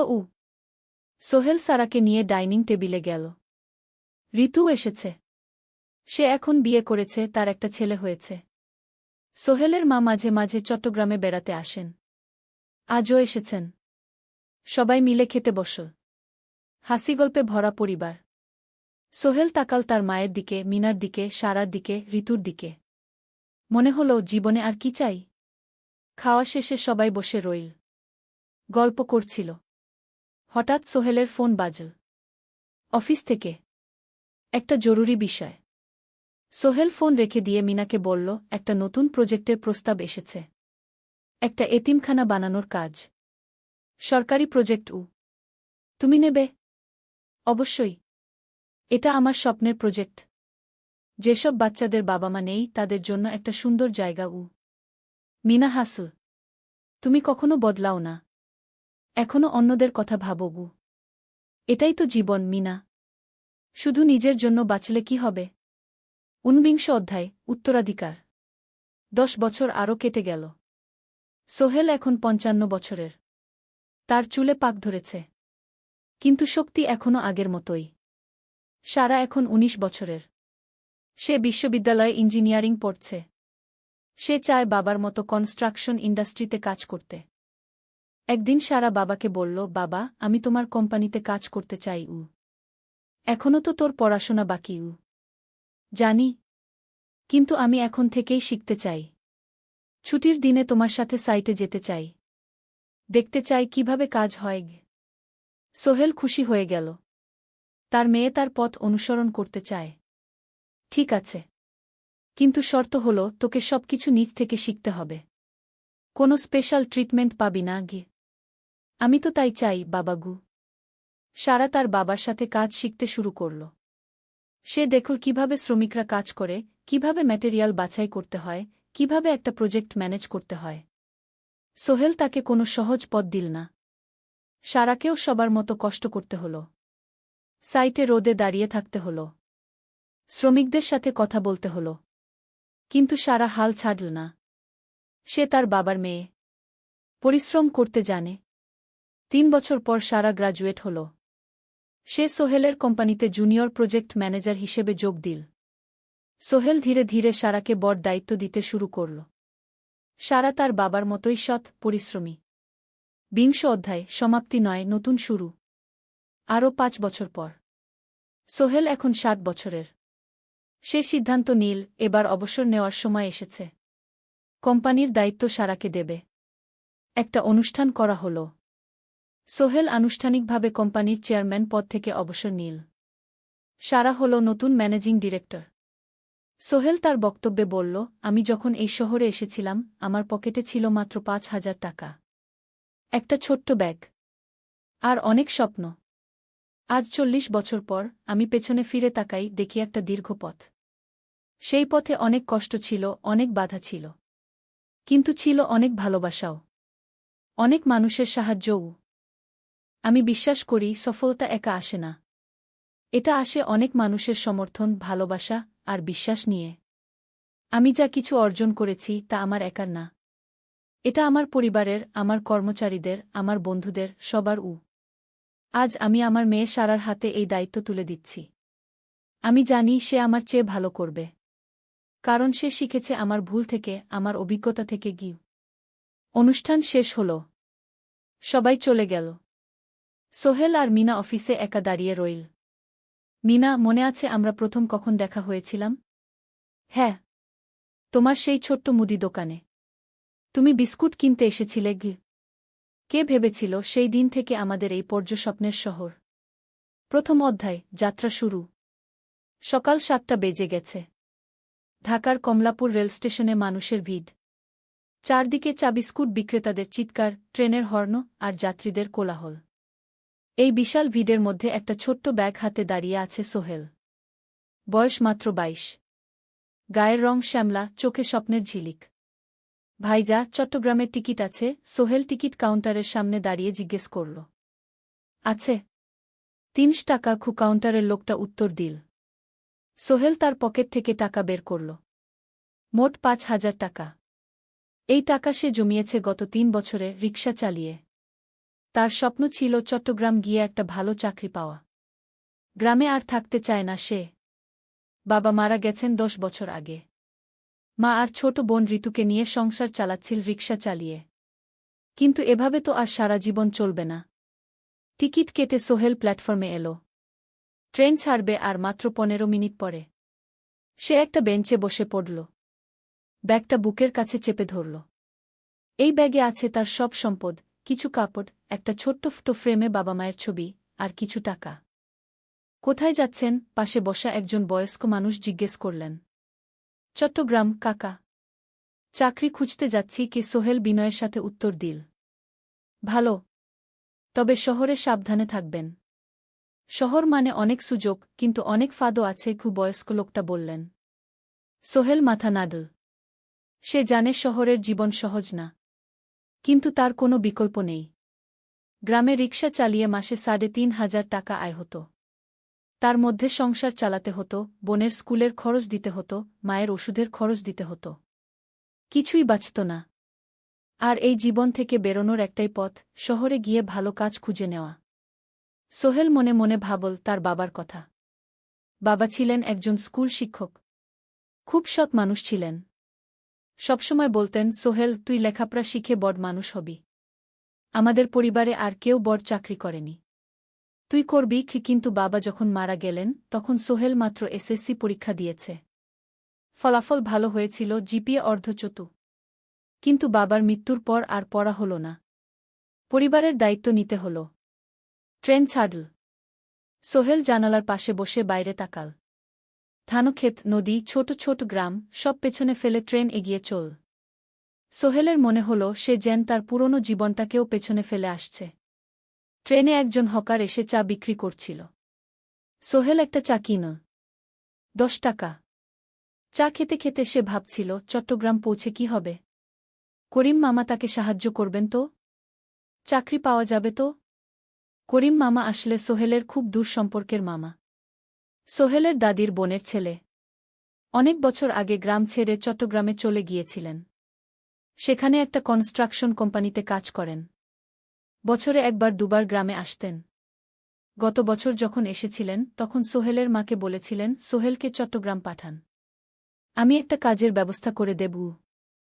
সেই কথাতেই ভরসা করে সোহেল আজ এই যাত্রা। দ্বিতীয় অধ্যায়, নতুন শহর। চট্টগ্রাম পৌঁছাতে প্রায় 6 ঘণ্টা লেগে গেল। দুপুর 1টা বাজে। সোহেল স্টেশন থেকে বের হয়ে শহরের রাস্তায় দাঁড়াল। কি বিশাল শহর! এত গাড়ি, এত মানুষ। চারদিকে উঁচু উঁচু বিল্ডিং, দোকানপাট, মানুষের ভিড়। সোহেল কিছুক্ষণ দাঁড়িয়ে থাকল সব কিছু দেখতে দেখতে। তার মনে হচ্ছিল সে যেন অন্য কোনো পৃথিবীতে এসে পড়েছে। তার পকেটে একটা ছোট্ট কাগজ আছে। সেখানে লেখা একটা ঠিকানা, করিম মিয়া, বাড়ি নং 23, রোড নং 5, আগ্রাবাদ, চট্টগ্রামকে। সোহেল একটা রিকশা ডাকল। কত নেবেন আগ্রাবাদ যেতে? 50 টাকা গু। সোহেল রিকশায় উঠল। রাস্তার দুধারে দোকান, মার্কেট, অফিস, সব কিছু দেখতে দেখতে সে অবাক হয়ে গেল। এত বড় শহর, এত কিছু! গ্রামের সেই ছোট্ট বাজারের সাথে কোনো তুলনাই হয় না।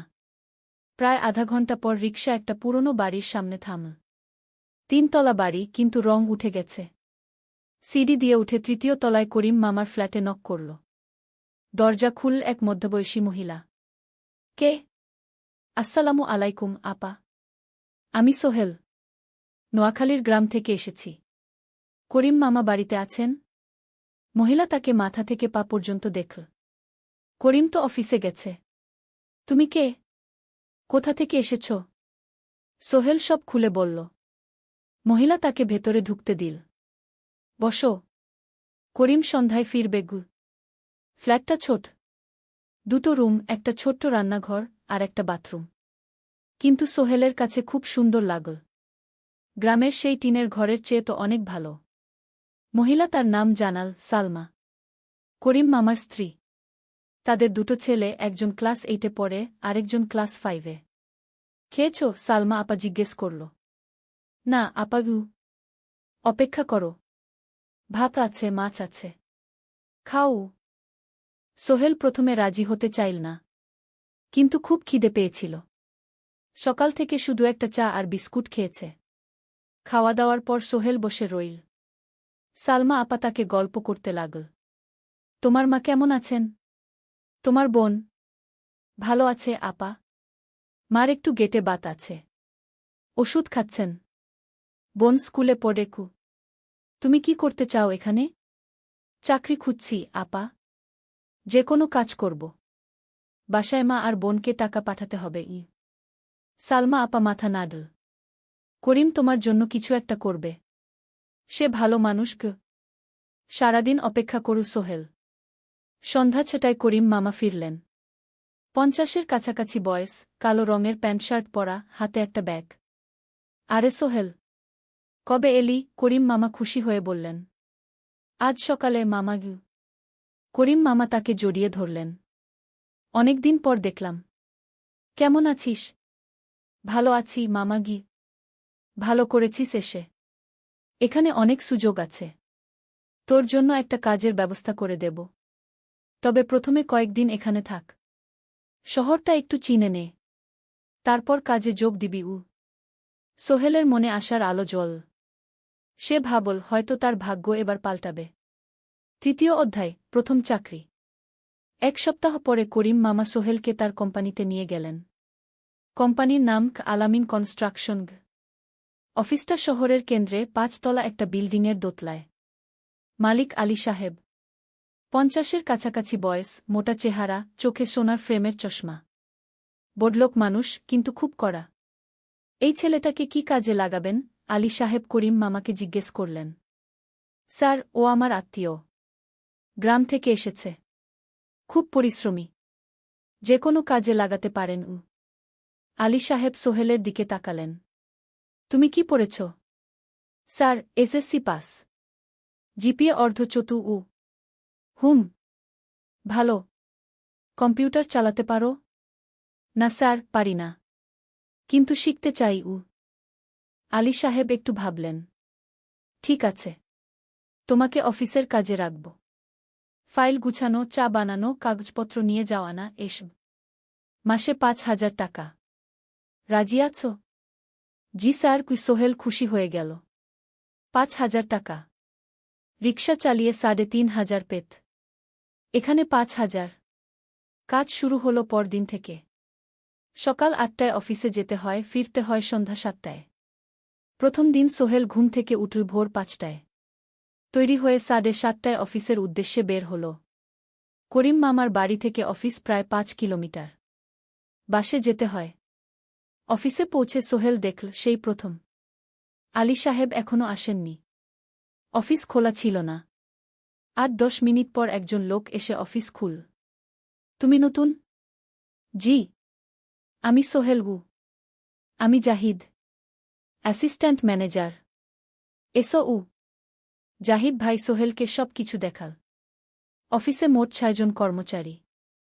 2 জন ইঞ্জিনিয়ার, একজন অ্যাকাউন্ট্যান্ট, একজন অ্যাসিস্ট্যান্ট ম্যানেজার, জাহিদ ভাই, একজন রিসেপশনিস্ট, আর এখন সোহেল। সোহেলের কাজ শুরু হলো চা বানানো দিয়ে। তারপর অফিস পরিষ্কার করা, ফাইল গুছানো, কাগজপত্র এক জায়গা থেকে আরেক জায়গায় নিয়ে যাওয়া। কাজ কঠিন না, কিন্তু সারাদিন দৌড়ঝাঁপ করতে হয়। দুপুরে খাবারের জন্য আধা ঘন্টা বিরতি। সোহেল একটা ছোট হোটেলে গিয়ে ভাতরাল তরকারি খেল। 50 টাকা। সন্ধ্যায় অফিস বন্ধ হল। সোহেল ক্লান্ত হয়ে বাসায় ফিরল। কেমন লাগল প্রথম দিন? করিম মামা জিজ্ঞেস করলেন। ভালো মামা। অনেক কিছু শিখলাম ঘ। প্রথম মাসের শেষে সোহেল বেতন পেল 5,000 টাকা। সে 3,000 টাকা মাকে পাঠাল। মা ফোনে কাঁদতে লাগলেন। আল্লাহ তোকে ভালো রাখুক সোহেল উ। সোহেলের চোখেও জল এলো। তার মনে হল সে একটা বড় কাজ করতে পেরেছে। চতুর্থ অধ্যায়, শহরের জীবন। 3 মাস কেটে গেল। সোহেল এখন শহরের সাথে মিশে গেছে। প্রতিদিন অফিসে যাওয়া আসার পথে সে দেখে হাজারো মানুষের জীবন। কেউ সফল, কেউ ব্যর্থ। কিন্তু সবাই চলছে নিজের পথে। সোহেল অফিসের কাজের পাশাপাশি কম্পিউটার শেখার চেষ্টা করছে। অফিসে একটা কম্পিউটার আছে। যখন কেউ ব্যবহার করে না, তখন সোহেল একটু একটু শিখার চেষ্টা করে। জাহিদ ভাই তাকে সাহায্য করেন। সোহেল, তুমি যদি কম্পিউটার ভালোভাবে শিখতে পারো, তাহলে তোমার ভবিষ্যৎ উজ্জ্বল। জাহিদ ভাই একদিন বললেন। কিভাবে শিখব ভাই? ট্রেনিং সেন্টারে যাও। সন্ধ্যায় ক্লাস আছে। মাসে 2,000 টাকা লাগবে গে। সোহেল ভাবল। 2,000 টাকা অনেক। কিন্তু এটা বিনিয়োগ। ভবিষ্যতের জন্য। সে একটা ট্রেনিং সেন্টারে ভর্তি হল। সপ্তাহে 3 দিন, সন্ধ্যা 7:30 থেকে রাত 9টা পর্যন্ত ক্লাস। কম্পিউটারের basic, MS Word, Excel, PowerPoint, internet ব্যবহার। একদিন অফিস থেকে ফেরার সময় সোহেল একটা দোকানে চা খেতে গেল। দোকানের পাশেই একটা ছোট্ট মুদি দোকান। সেখানে একটা মেয়ে বসে আছে। বয়স হবে 20-এর কাছাকাছি। সাদাসিধে চেহারা, সাদা শাড়ি পরা, কিন্তু চোখে এক ধরনের দৃঢ়তা। ভাইজা, 1 প্যাকেট বিস্কুট দেন কি? সোহেল বলল। মেয়েটা বিস্কুট দিল। 20 টাকা। সোহেল টাকা দিয়ে যাচ্ছিল, হঠাৎ মেয়েটা বলল, আপনি নতুন এসেছেন এই এলাকায়, তাই না? হ্যাঁ। 3 মাস হল। কিভাবে বুঝলেন? আপনার চেহারা দেখেই বোঝা যায়। এখনও গ্রামের ছোঁয়া আছে। আর আপনি প্রতিদিন এই পথ দিয়ে যান। দেখেছি কি? মেয়েটা হাসল। সোহেলও হেসে ফেল। আপনি খুব পর্যবেক্ষক মনে হচ্ছে গি। জীবনে অনেক কিছু দেখেছি। তাই মানুষকে চিনতে শিখেছি গ। আপনার নাম? মিনা। এই দোকান আমার বাবার। উনি অসুস্থ, তাই আমি দেখছি গু। সেদিন থেকে সোহেল প্রায়ই সেই দোকানে যেতে শুরু করল।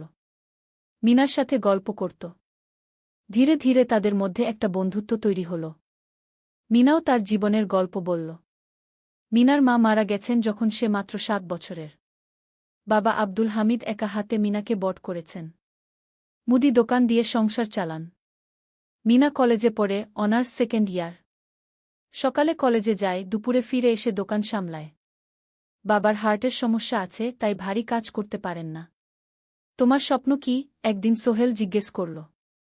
গ্র্যাজুয়েশন শেষ করে একটা ভালো চাকরি করব। তারপর বাবাকে ভালো চিকিৎসা করাব। তুমি? আমিও চাকরি করে পরিবারকে ভালোভাবে দেখভাল করতে চাই। মা আর বোনকে নিয়ে শহরে আনব একদিন।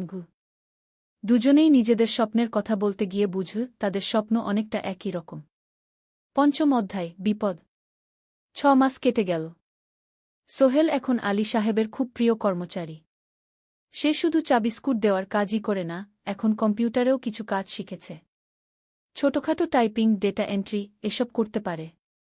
আলী সাহেব খুশি হয়ে তার বেতন বাড়িয়ে 8,000 টাকা করে দিয়েছেন। একদিন রাতে সোহেল অফিস থেকে ফিরছিল। সেদিন একটু দেরি হয়ে গেছে। রাত প্রায় 9টা। সাধারণত সোহেল সন্ধ্যা 7:30টায় ফিরে। কিন্তু সেদিন অফিসে একটা জরুরি কাজ ছিল। বাস থেকে নেমে সোহেল বাড়ির দিকে হাঁটছিল। হঠাৎ একটা অন্ধকার গলিতে 3 জন লোক তাকে ঘিরে ধরল। তাদের চেহারা দেখেই বোঝা যাচ্ছিল ভালো উদ্দেশ্য নিয়ে আসেনি। টাকা দে তাড়াতাড়ি, একজন বলল। তার হাতে একটা ছুরি। সোহেল ভয় পেয়ে গেল। ভাই, আমার কাছে খুব কম টাকা আছে। যা আছে দে, তাড়াতাড়ি করো। সোহেল কাঁপতে কাঁপতে তার পকেট থেকে 5 টাকা বের করে দিল। এই টাকা দিয়ে সে বাজার করবে ভেবেছিল। কিন্তু ছিনতাইকারীরা সন্তুষ্ট হল না। শুধু 5 টাকা? তোর ব্যাগে কি আছে? তারা সোহেলের ব্যাগ কেড়ে নিল। ব্যাগে ছিল তার মোবাইল, কম্পিউটার ট্রেনিং সেন্টারের সার্টিফিকেট আর কিছু গুরুত্বপূর্ণ কাগজপত্র। না ভাই, ব্যাগটা ফেরত দেন। ওতে আমার জরুরি জিনিস আছে। মোবাইল নিয়ে নেন, কিন্তু ব্যাগটা দেন। কিন্তু ওরা শুনল না। একজন সোহেলকে জোরে ধাক্কা দিল। সোহেল পড়ে গেল। মাথা রাস্তার কংক্রিটে ধাক্কা লেগে গেল। রক্ত বের হল। 3 জন দৌড়ে পালিয়ে গেল। কিছুক্ষণ সোহেল অজ্ঞান হয়ে পড়ে রইল। তারপর ধীরে ধীরে জ্ঞান ফিরল। মাথায় প্রচণ্ড ব্যথা। সে উঠে দাঁড়ানোর চেষ্টা করল, কিন্তু মাথা ঘুরছিল। কোনোমতে একটা দেয়াল ধরে দাঁড়াল। একজন পথচারী তাকে দেখে থামল। কি হয়েছে ভাই? ছিনতাই হয়েছে। এসো, আমি তোমাকে হাসপাতালে নিয়ে যাই। কিন্তু সোহেল রাজি হল না। না, ঠিক আছি, বাড়ি যেতে পারব। সে কোনোমতে করিম মামার বাড়িতে পৌঁছাল। দরজা খুলেই সালমা আপা চিৎকার করে উঠলেন। ও আল্লাহ! কি হয়েছে? করিম মামা দৌড়ে এলেন। সোহেলকে ভেতরে নিয়ে গেলেন। তার মাথায় জল ঢেলে রক্ত পরিষ্কার করলেন। ক্ষতটা বেশ গভীর। হাসপাতালে যেতে হবে কি? করিম মামা বললেন। তারা একটা অটোরিকশা নিয়ে নিকটস্থ হাসপাতালে গেলেন। ডাক্তার সোহেলের মাথায় 3টা সেলাই দিলেন। বলল, 1 সপ্তাহ বিশ্রাম নিতে হবে। কোনো ভারী কাজ করা যাবে না। হাসপাতাল থেকে ফিরে সোহেল শুয়ে রইল। তার মনে হচ্ছিল সবকিছু শেষ হয়ে গেছে। মোবাইল চলে গেছে, গুরুত্বপূর্ণ কাগজপত্র চলে গেছে। এখন 1 সপ্তাহ অফিস করতে পারবে না। পরদিন সকালে করিম মামা আলী সাহেবকে ফোন করে সব জানালেন। আলী সাহেব বললেন, ঠিক আছে, সোহেল ভালো হয়ে এলে আসবে, চিন্তার কিছু নেই। মিনা যখন এই খবর শুনল, সে সন্ধ্যায় সোহেলকে দেখতে এল করিম মামার বাড়িতে। সাথে এনেছিল কিছু ফল। কি হয়েছিল? মিনা চিন্তিত গলায় জিজ্ঞেস করল। সোহেল সব বলল। মিনা রেগে গেল। এই শহরে এখন অনেক অপরাধ বেড়ে গেছে। পুলিশ কিছু করে না। তুমি পুলিশে রিপোর্ট করেছ? না। লাভ নেই। তবুও করা উচিত। তোমার মোবাইলটা হয়তো খুঁজে পাওয়া যাবে। করিম মামা সোহেলকে নিয়ে পুলিশ স্টেশনে গেলেন। জেনারেল ডায়েরি করলেন। কিন্তু পুলিশ খুব একটা আশা দিল না। দেখি কিছু করা যায় কিনা। সোহেল বুঝল মোবাইল আর ফিরবে না। সেই 1 সপ্তাহ সোহেলের জীবনের সবচেয়ে কঠিন সময় ছিল। সে শুধু শারীরিকভাবেই ক্ষতিগ্রস্ত হয়নি, মানসিকভাবেও ভেঙে পড়েছিল।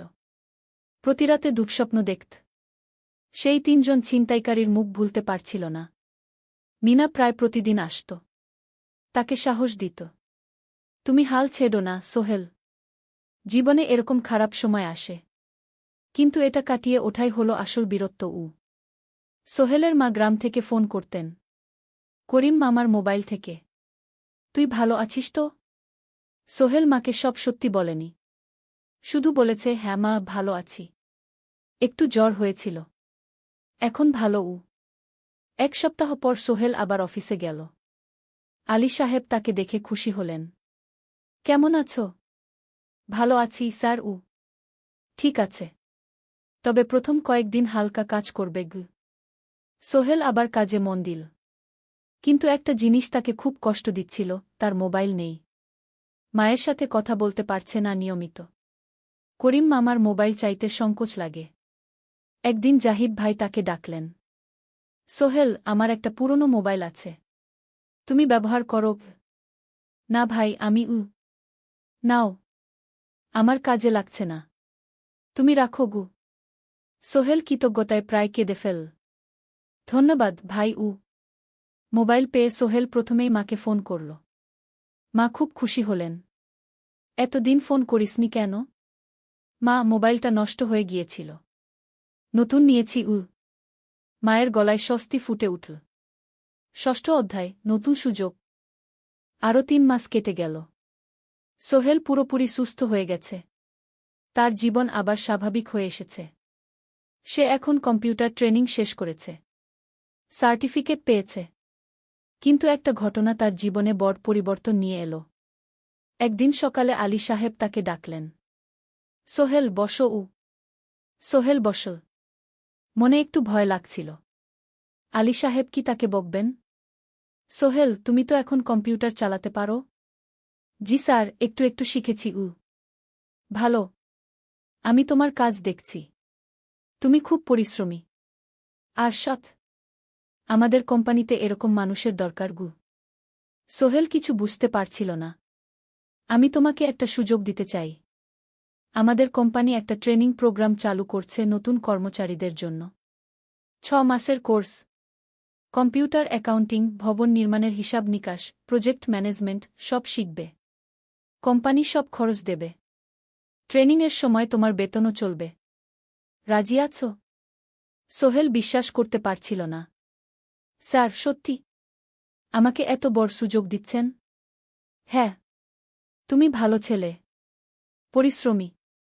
আমি তোমাকে এগিয়ে দিতে চাই। ভবিষ্যতে তুমি এই কোম্পানির একজন গুরুত্বপূর্ণ কর্মচারী হবে। সোহেল কৃতজ্ঞতায় প্রায় কেঁদে ফেল। ধন্যবাদ স্যার, আমি কঠোর পরিশ্রম করব। আমি জানি। সেদিন সন্ধ্যায় সোহেল মিনার দোকানে গেল। মিনাকে খবরটা দিল। মিনা খুব খুশি হল, তার চোখে জল এসে গেল। তুমি পারবে সোহেল, আমি জানি। সোহেল তার মা আর বোনকেও ফোন করে খবরটা দিল। মা কাঁদতে লাগলেন। তোর বাবা বেঁচে থাকলে কত খুশি হতো। ট্রেনিং শুরু হলো পরের মাস থেকে। প্রতিদিন সকালে 3 ঘন্টা ক্লাস, তারপর বাকি সময় অফিসের কাজ। ক্লাসে 5 জন নতুন কর্মচারী, সবাই তরুণ, উৎসাহী। শিক্ষক ছিলেন একজন অভিজ্ঞ ইঞ্জিনিয়ার, নাম রহিম স্যার। তিনি খুব ভালোভাবে সব কিছু বুঝাতেন। কম্পিউটার অ্যাকাউন্টিং, এক্সেলে জটিল ক্যালকুলেশন, প্রজেক্টের বাজেট তৈরি, সময় ব্যবস্থাপনা, সব। সোহেল পুরো মনোযোগ দিয়ে শিখতে লাগল। সন্ধ্যায় বাড়ি ফিরে প্র্যাকটিস করত। করিম মামার ছেলের কাছ থেকে একটা ল্যাপটপ ধার নিত কখনো কখনো। 6 মাস পরে ট্রেনিং শেষ হল। সবাই সার্টিফিকেট পেল। আলী সাহেব একটা অনুষ্ঠান করলেন। সোহেল সেরা পারফর্মার হিসেবে একটা বিশেষ পুরস্কার পেল, 5,000 টাকা বোনাস। আলী সাহেব ঘোষণা করলেন, সোহেল, আজ থেকে তুমি আমাদের জুনিয়র অ্যাকাউন্ট অ্যাসিস্ট্যান্ট। তোমার বেতন 15,000 টাকা। সোহেল অবাক হয়ে গেল। 8,000 থেকে 15,000, প্রায় দ্বিগুণ। সেদিন রাতে সোহেল ঘুমাতেই পারল না। খুশিতে, উত্তেজনায় তার চোখে ঘুম নেই। সে ভাবল তার জীবন কিভাবে বদলে যাচ্ছে।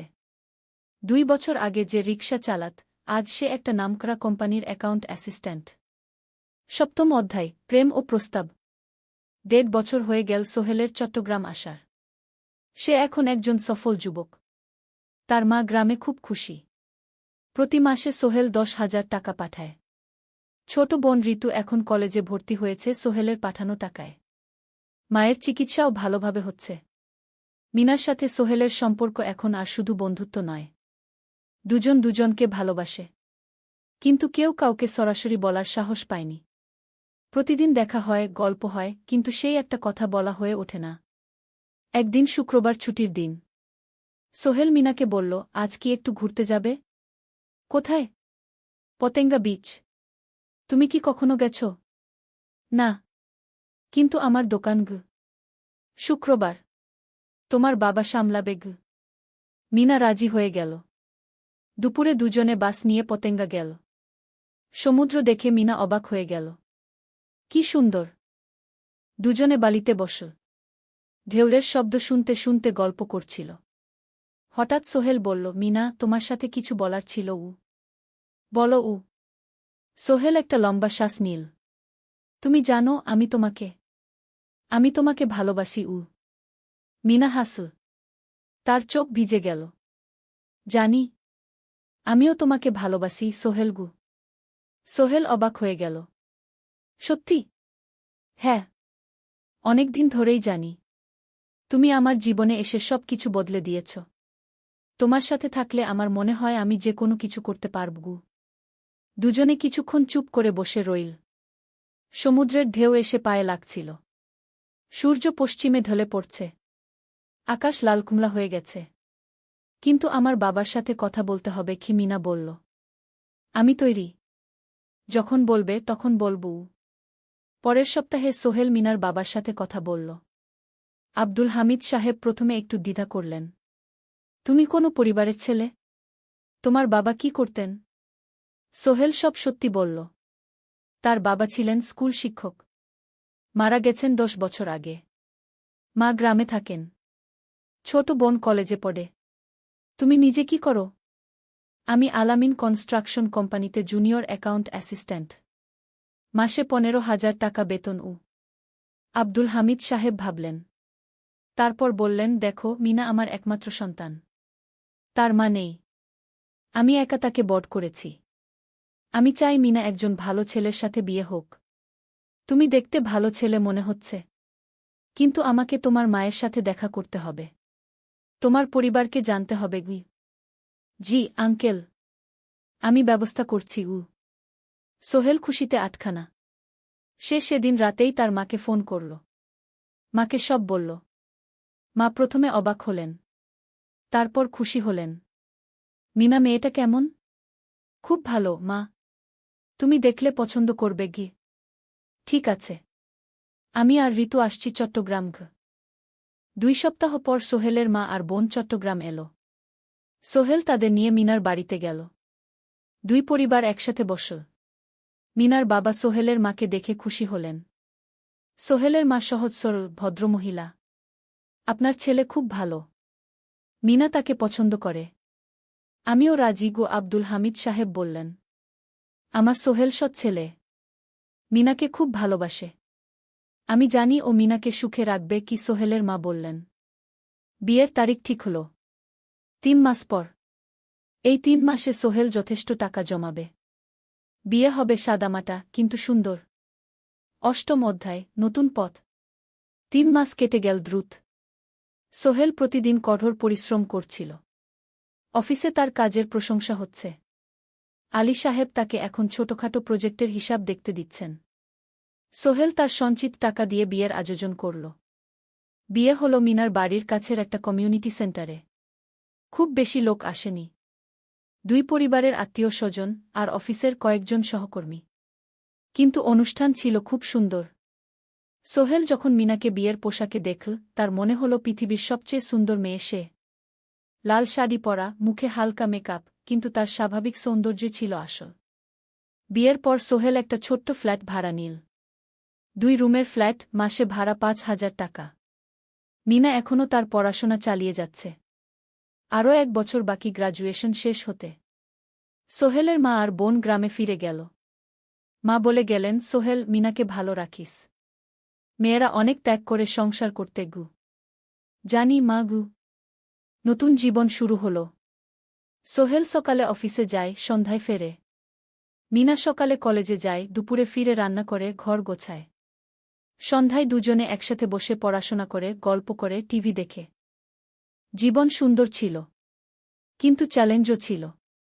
মাসিক খরচ, ভাড়া ৫,০০০, বাজার ৩,০০০, বিদ্যুৎ গ্যাস ১,০০০, মায়ের জন্য ৫,০০০, মিনার কলেজের খরচ ১,০০০-২,১। মোট প্রায় ১৪,০০০ টাকা। বাঁচত মাত্র ১,০০০ খানেক। কিন্তু সোহেল হাল ছাড়ল না।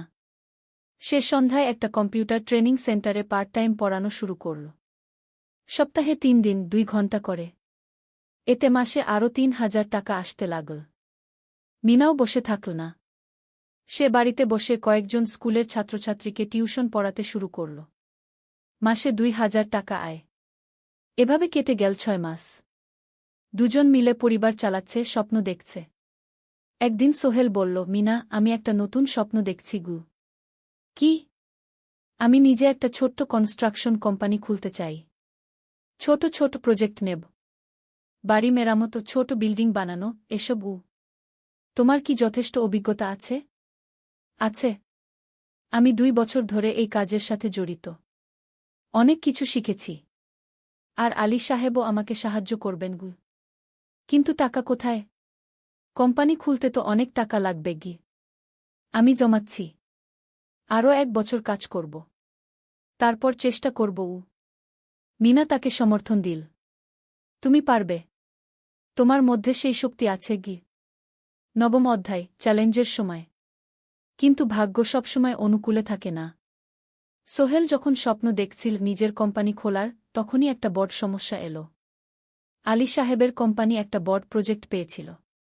একটা ১০তলা বিল্ডিং বানানোর কাজ।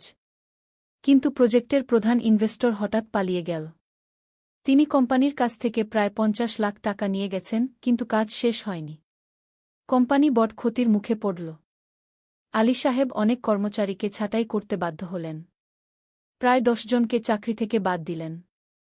বাকিদের বেতন কমাতে হল। সোহেলকে আলী সাহেব ডেকে বললেন, সোহেল, আমি তোমাকে রাখতে চাই। তুমি বিশ্বস্ত কর্মচারী। কিন্তু তোমার বেতন কমাতে হবে। ১৫,০০০ থেকে ১০,০০০। সোহেল মনে মনে চিন্তায় পড়ে গেল।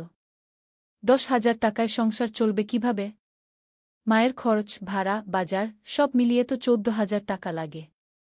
কিন্তু সে কিছু বলল না। ঠিক আছে স্যার। বাড়ি ফিরে সোহেল মিনাকে সব বলল। মিনা চিন্তিত হয়ে গেল। এখন কি হবে? চিন্তা করো না। আমি পার্ট টাইম টিউশনির সময় বাড়াব। আর তুমিও বেশি করে টিউশন নাও। কিন্তু আমার তো পড়াশোনাও আছে গি। জানি। কিন্তু এখন এটাই করতে হবে গু। সোহেল সন্ধ্যায় আরও ২টো জায়গায় পার্ট টাইম কাজ খুঁজল। একটা দোকানের সন্ধ্যায় হিসাব দেখার কাজ পেল। মাসে ২,০০০ টাকা। আরেকটা জায়গায় সপ্তাহান্তে কম্পিউটার রিপেয়ারের কাজ পেল। মাসে ১,৫০০ টাকা। মিনাও ৩ জন নতুন স্টুডেন্ট নিল টিউশনে। তার আয় বাড়ল ২,০০০ থেকে ৩,৫০০। কঠিন সময় ছিল। সোহেল সকাল ৮টায় অফিসে যেত, সন্ধ্যা ৬টায় ফিরত। তারপর একটু বিশ্রাম নিয়ে ৭:৩০টায় বের হতো পার্ট টাইম কাজে। রাত ১০টায় বাড়ি ফিরত। রবি-সোমবার কম্পিউটার রিপেয়ারের কাজ। মিনাও সকালে কলেজে যেত, দুপুরে ফিরে রান্না করত, তারপর বিকেলে টিউশন পড়াত। রাতে খাওয়া দাওয়ার পর পড়াশোনা করত। দুজনেরই শরীর খারাপ হতে শুরু করল। সোহেল একদিন অফিসে অজ্ঞান হয়ে পড়ে গেল। ডাক্তার দেখাতে নিয়ে গেল। ডাক্তার বলল, অতিরিক্ত পরিশ্রম। শরীরে পুষ্টির অভাব। ঠিকমতো খাচ্ছেন না মনে হচ্ছে গি। সত্যি কথা, খরচ বাঁচাতে সোহেল আর মিনা অনেক সময় কম খেত। মাংস মাছ কিনত সপ্তাহে ১ দিন। বাকি সময় শাকসবজি, ডাল। মিনা সোহেলকে বলল, আর নয় সোহেল। তুমি এভাবে নিজেকে শেষ করে ফেলছ। আমার পড়াশোনা বন্ধ করে দিই। আমি ফুল টাইম চাকরি করি গি। না, সোহেল জোর দিয়ে বলল। তোমার পড়াশোনা বন্ধ হবে না। আরও মাত্র ৬ মাস বাকি। তুমি গ্রাজুয়েট হবেই গি। কিন্তু তুমি। আমি ঠিক হয়ে যাব। চিন্তা করো না গে। কিন্তু পরিস্থিতি আরও খারাপ হলো যখন সোহেলের মায়ের অসুখ হল। হার্টের সমস্যা। হাসপাতালে ভর্তি করতে হল। খরচ ৫০,০০০ টাকা। সোহেলের হাতে এত টাকা কোথায়? সে করিম মামার কাছে ধার চাইল। করিম মামা 20,000 টাকা দিলেন। বাকি 30,000 টাকা সোহেল একটা এনজিও থেকে ঋণ নিল। সুদের হার মাসে 2%। মায়ের চিকিৎসা হল। তিনি সুস্থ হয়ে গেলেন। কিন্তু সোহেল এখন ঋণের বোঝায় পড়ে গেল। প্রতি মাসে 3,000 টাকা করে কিস্তি দিতে হবে। সেই রাতে সোহেল আর মিনা বিছানায় শুয়ে কথা বলছিল। সোহেল বলল, মিনা, আমি মনে হয় ভুল করেছি। শহরে এসে বিয়ে করে তোমাকে কষ্টে ফেলেছি গু। মিনা তার হাত ধরল। না সোহেল, তুমি ভুল করনি। জীবনে এরকম খারাপ সময় আসে, কিন্তু এটা কাটিয়ে ওঠাই হলো আসল শক্তি।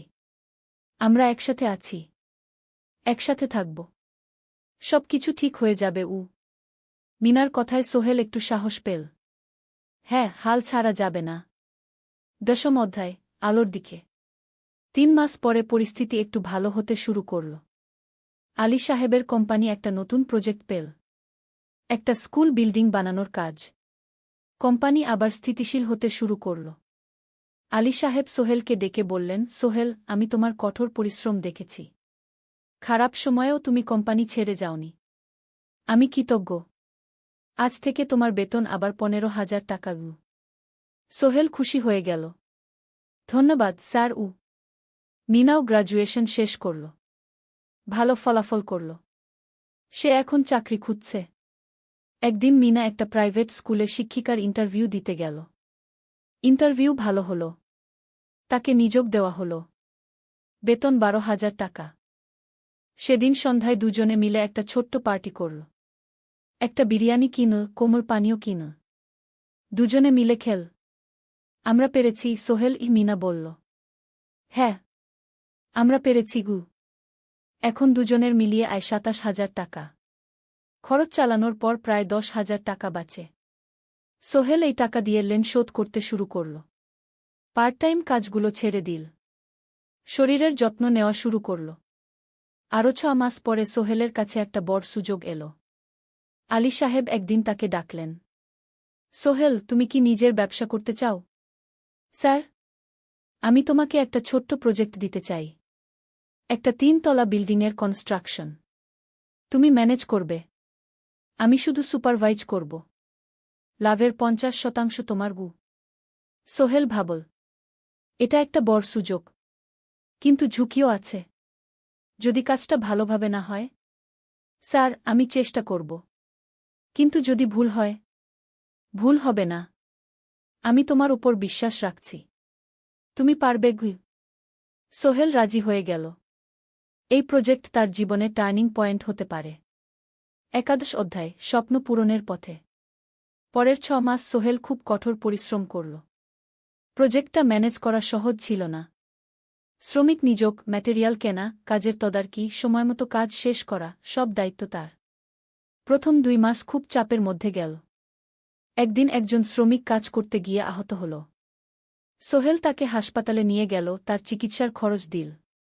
এতে প্রজেক্টের বাজেট একটু বাড়ল, কিন্তু সোহেল জানত এটা করা দরকার। আরেকদিন ভুল ম্যাটেরিয়াল ডেলিভারি হল। সোহেল সেগুলো ফেরত পাঠাল, সঠিক জিনিস আনাল। এতে 3 দিন দেরি হল, কিন্তু কাজের মান ঠিক রইল। মিনা তাকে সবসময় সাপোর্ট করছিল।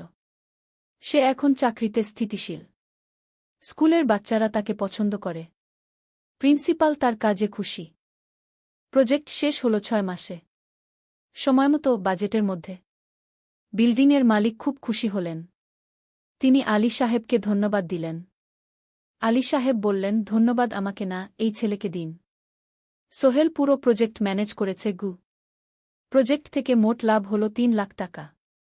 সোহেল পেল 1.5 লাখ টাকা। তার জীবনে এত টাকা এই প্রথম। সে করিম মামার ঋণ শোধ করল। এনজিওর বাকি ঋণ শোধ করল। তারপর তার মাকে 50,000 টাকা পাঠাল। মা দিয়ে গ্রামের বাড়িটা একটু মেরামত করাল, বোন ঋতুর জন্য একটা ল্যাপটপ কিনল। বাকি টাকা দিয়ে সোহেল একটা ব্যাংক অ্যাকাউন্টে জমা রাখল ভবিষ্যতের জন্য। আলী সাহেব সোহেলকে আরও 2টো প্রজেক্ট দিলেন। এবার একটু বড়। সোহেল আত্মবিশ্বাসের সাথে সেগুলোও শেষ করল। 2 বছর পরে সোহেল সিদ্ধান্ত নিল, এবার নিজের কোম্পানি খোলার সময় এসেছে। 10 অধ্যায়, নতুন শুরু। সোহেল তার সব জমানো টাকা দিয়ে একটা ছোট্ট অফিস ভাড়া নিল। 2 রুমের অফিস। একটা রুমে কাজের জায়গা, আরেকটায় ছোট্ট মিটিং রুম। অফিসের সামনে একটা বোর্ড লাগাল, Sohel construction and development Meena তাকে সাহায্য করছিল। সে অফিসের অ্যাকাউন্টস দেখত সন্ধ্যায় স্কুল থেকে ফিরে। দুজন মিলে একটা টিম। প্রথমে ছোট ছোট কাজ নীল। বাড়ি মেরামত, দোকান সংস্কার, ছোট বিল্ডিং কনস্ট্রাকশন। কাজের মান ভালো রাখার চেষ্টা করল। সময়মতো শেষ করল। দাম ন্যায্য রাখল। ধীরে ধীরে সোহেলের সুনাম ছড়িয়ে পড়ল। মানুষ তাকে বিশ্বাস করত। তার কাছে নতুন নতুন কাজ আসতে লাগল। প্রথম বছর খুব কষ্ট হল। কখনো লাভ হতো, কখনো লস। কিন্তু সোহেল থেমে থাকল না।